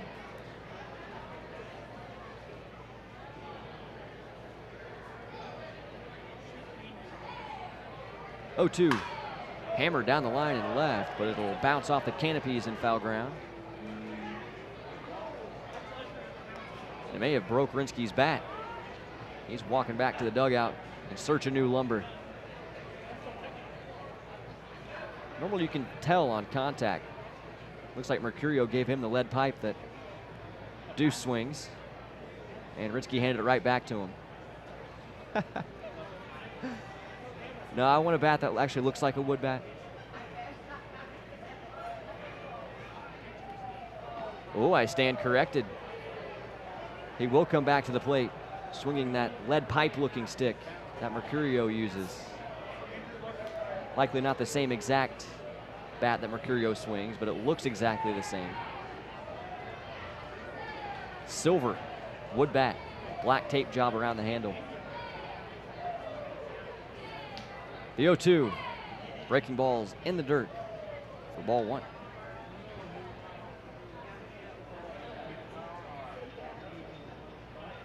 I think when Rinsky handed it back to Mercurio, he told him to pine tar it for him.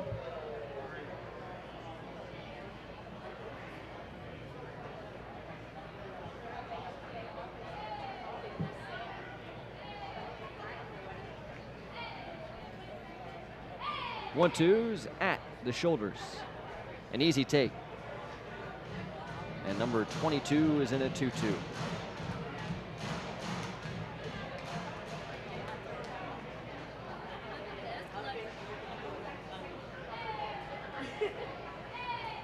Pitch on the way, and a fastball swung on and missed. Rinsky down on strikes.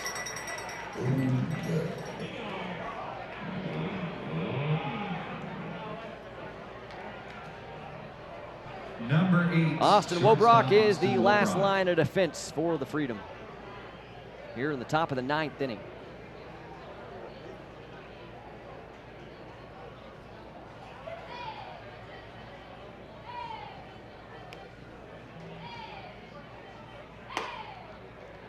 Heavy fastball, called a strike. Hit the mid on the outside edge.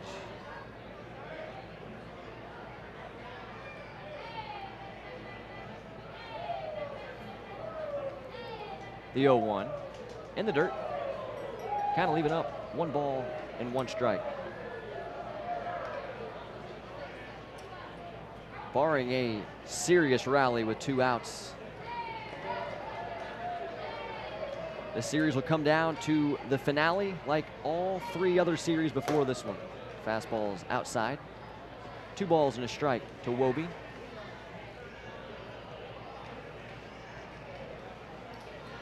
All 3 previous series between these 2 teams were decided in the rubber match. And in all 3 instances, the Otters won it. Fastballs fouled back over the backstop and out of play. Things changed quickly in the Frontier League, though. Taking 2 of 3 from the Otters in this series is what the Freedom wanted to do. Obviously, you want to sweep every series, but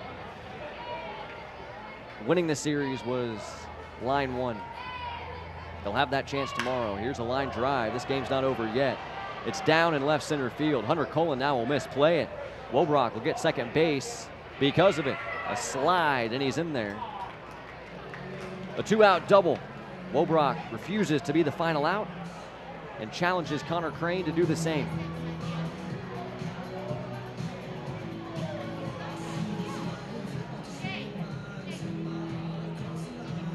Number 16. We'll see if the Otters get a little home cooking there and it goes down a double. It could also be a single with an error.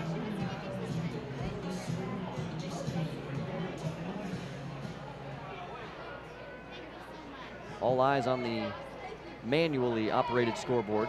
Gentleman out there on the ladder right now, putting the 5 on the hit column for the Freedom. We knew that much. Fastball's on the outside corner for a called strike 1 to Crane. Oh, and now he heads back to his post, so it will be a double. The Otters still with just 1 error. Austin will like that. 0-1's outside to even the count.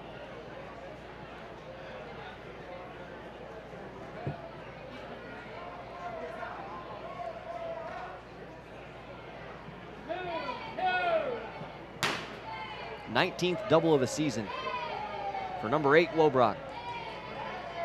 1-1. Hit hard the other way and through into right field. Austin's going to get the wave. Wobrock rounds, and the Otters will plead no contest. No shutout tonight. Freedom fighting in the ninth. Will get one to cross at least. Scores 10-1. And Crane, like Wobrock, challenging the next man to extend the game. An RBI single for Connor Crane. That's his 52nd run batted in this year. And third hit in the series.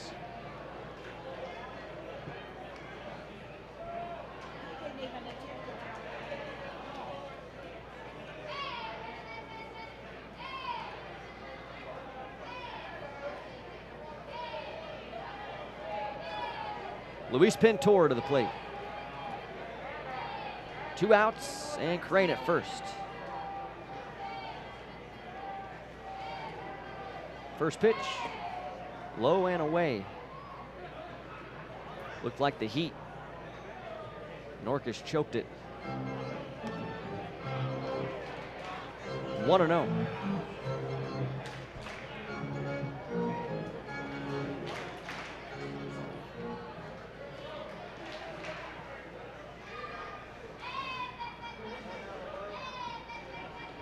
The 1-0 offering swung on and tattooed, well foul, but Pintor will stop and admire that one for a second. It's out of play off the left side. A quick look at the power that Pintor possesses.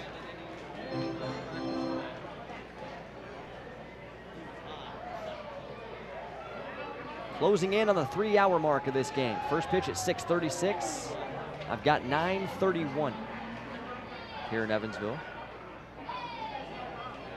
1-1 on the way. Popped up, shallow and left. Ryan Long from third, now on the foul side. Will make the catch, and the Otters claim the victory. 10-1, the final score. And the series will be decided in the rubber match for the 4th time this season. All eyes on the finale tomorrow, and a couple of pseudo-aces who will oppose each other on the bump. Mike Castellani, Tyler Beardsley, for the rights to the series tomorrow at 12:35. Back to recap this one after a quick word on the Freedom Broadcasting Network.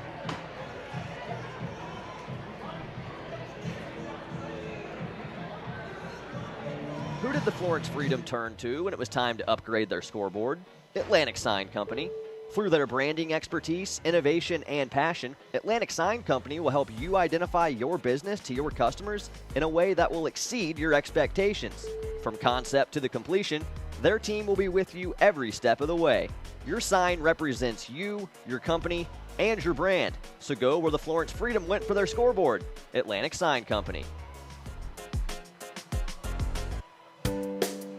Have you ever wondered what heaven tastes like?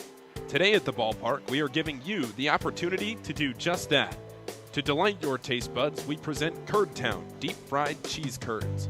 These golden crispy morsels, with their gooey cheesy center, are the tasty treat that have all of the angels singing. After trying our delicious cheese curds, we can't promise you a halo, but we do guarantee a joyful stomach and a cheesy smile. Today's game is sponsored in part by Clark Dietrich Building Systems, a military-friendly employer.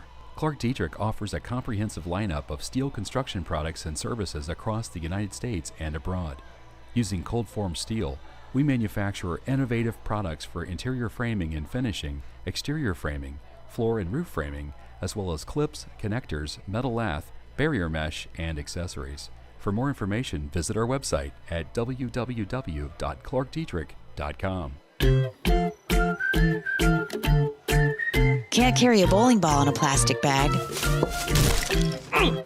Can't rub plastic bags together to make fire. Can't turn them into swim trunks. And you can't put plastic bags in your Rumpke recycling container. Visit Rumpke.com for recycling do's and don'ts. Learn more at Rumpke.com. Make your recycling count. Hey Freedom fans, let's play a game of Did You Know, courtesy of Life Center.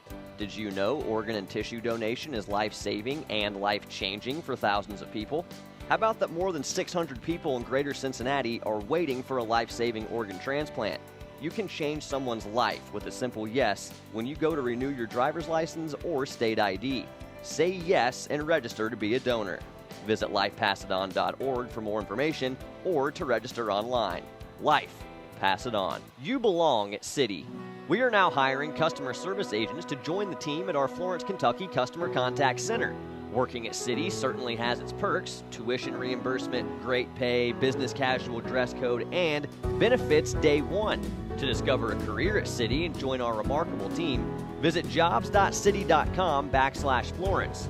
That is jobs.citi.com/Florence. Citi is an equal opportunity employer.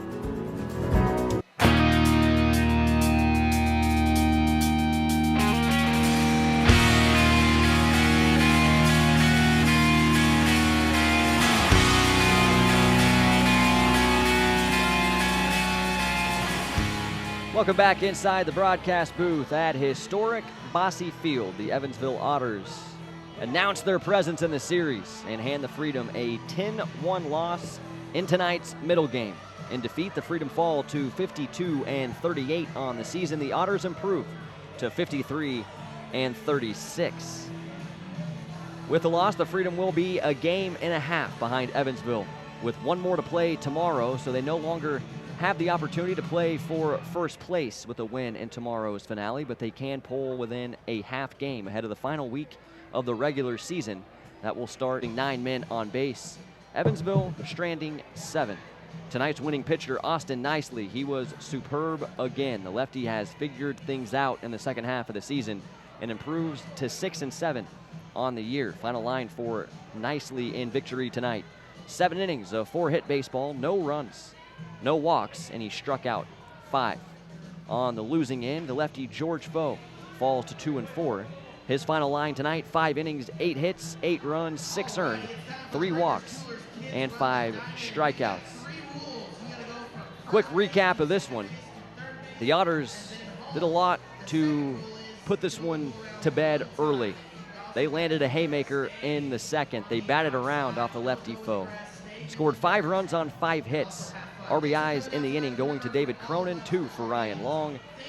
Elijah McNamee chipped in a sacrifice fly, and a few free passes earlier in the first inning were not the suspect in inning number 2 for Foe, who did throw a lot more strikes over the rest of his 4 final innings after the first. But the Otters had their way in the 5-hit inning that sent all 9 batters to the plate. One Freedom Air did loom large in the inning, however, with Rob Calabrese at the plate and runners at first and second with 1 out. Calabrese hit a hard ground ball to third base. Taylor Bryant may have taken his eye off the baseball looking at the runner breaking for home. That cost him. Ball popped out of the webbing. He tried to recover quickly and get the out at second base and misfired. Threw it into right field, and that opened the floodgates on the 5-run inning. The Otters would add to their lead 3 more times in inning number 4. Elijah McNamee, who had 3 RBIs in total tonight, had a 2-run double in that frame before Dakota Phillips shot an RBI single to right to make the score 8-0. It would balloon to 10-0 in the 6th inning. First inning for Chris Amend in relief, and the one blemish on his line tonight: a 2-run frame. The bases loaded. Dakota Phillips worked a walk. He finished his night with 2 runs batted in, and Taylor Lane drove a sacrifice fly to center. That made the score 10-0. Freedom would fight in the 9th, as they always do, with 2 outs. Austin Wobrock doubled. Connor Crane singled him home. And then the final out was recorded on a pop-out and foul ground on the third base side off the bat of Luis Pintor. So the final score 10-1 tonight. The Evansville Otters had a couple of guys with multiple RBIs in this one. Ryan Long got back on track after his 0 for 6 in the opener. Had a double and a single. 2 walks tonight for the man who starts the heart for Andy McCauley. He was on base 4 times in 5 at-bats. 2-run double for him. Elijah McNamee had the 3 RBIs we talked about, a sac fly and the 2-run double. Dakota Phillips, 2 RBIs with a single and a bases-loaded walk. Taylor Lane a sacrifice fly, and David Cronin, the other run batted in for Evansville. So 1 through 9 up and down the order. They were productive tonight, and they seized control early on the strength of that 5-run second. Never looked back. Austin Nicely was superb on his end, limiting the Freedom offense, who would not get their first hit until the 4th inning, and finished the night with 6. A bit of a flourish of a finish for the Freedom offense in the late stages, but they still have been snake bit until that 9th inning to get that timely 2-out knock to score a run, as they did strand 9 more men on base in the 9-run loss. As always, we will close this broadcast with a quick look at the Frontier League scoreboards. You know 2 of the outcomes around the league tonight, and there's still no other outcomes to report aside from ours. Miners 2, Washington Wild Things 1. The Miners set up a chance at a sweep opportunity in their finale with the Wild Things at Wild Things Park tomorrow. Joliet falls to the Windy City Thunderbolts 4-1. That'll set up a rubber match in that series played in Crestwood, Illinois tomorrow. The Gateway Grizzlies still leading the River City Rascals 5-0. They have been a huge help to the Freedom so far this weekend, hoping they hold on. They've got just 3 outs to find, leading the Rascals by 5. I tell you what, we've seen that offense a lot of late. Saved a couple of series essentially back-to-back, just 1 series in between. So we did not see River City for a long period, and we saw them in the last 2 series, 1 at UC Health Stadium and 1 in O'Fallon, Missouri. That offense looked electric 1 through 9. But the Gateway Grizzlies, who entered play tonight 17 games out of first place and mathematically eliminated from postseason contention, are on their way to setting up a sweep opportunity of the Rascals, who entered tonight tied with the Freedom in 2nd in the West. So tip of the cap to Phil Warren's crew, and hopefully they find the final 3 outs. With the Freedom loss, they can't jump the Rascals, but they can also see themselves still tied for 2nd right there on the doorstep in the West Division, should that score hold or some semblance of it at GCS Credit Union Ballpark. Tonight, both River City and Florence could enter their finales of their respective weekend series a game and a half back of the Otters, who do reign supreme right now at the top of the West, but have 1 more to play with the Freedom tomorrow. It's going to be a biggie, and it's another day game for Florence. A 12:35 first pitch. Our broadcast will start at 12:20. We will get a good look at a couple of the better arms in all of the Frontier League in that finale for the Freedom. Lefty Mike Castellani with that 7-2 record and an ERA under 3 will toe the rubber in search of the Freedom's first series victory from Evansville this season. He will be opposed by the man that's now the ace of the Otters staff due to the signing of Patrick McGuff, Tyler Beardsley, on the hill for the home team Otters in tomorrow's finale. Signing off from historic Bosse Field and wishing you all a tremendous rest of your Saturday night. Freedom with all sorts of opportunities still with the final week of regular season play ahead, but none bigger than the opportunity tomorrow at 12:35. Looking forward to having you back on the broadcast for that one. I'm Aaron Brody. On behalf of everyone in the Florence Freedom front office, we thank you for listening on the Mixlr broadcast or watching on our YouTube live stream. And we'll see you back at the yard tomorrow as the Freedom look for a series victory on the Freedom Broadcasting Network.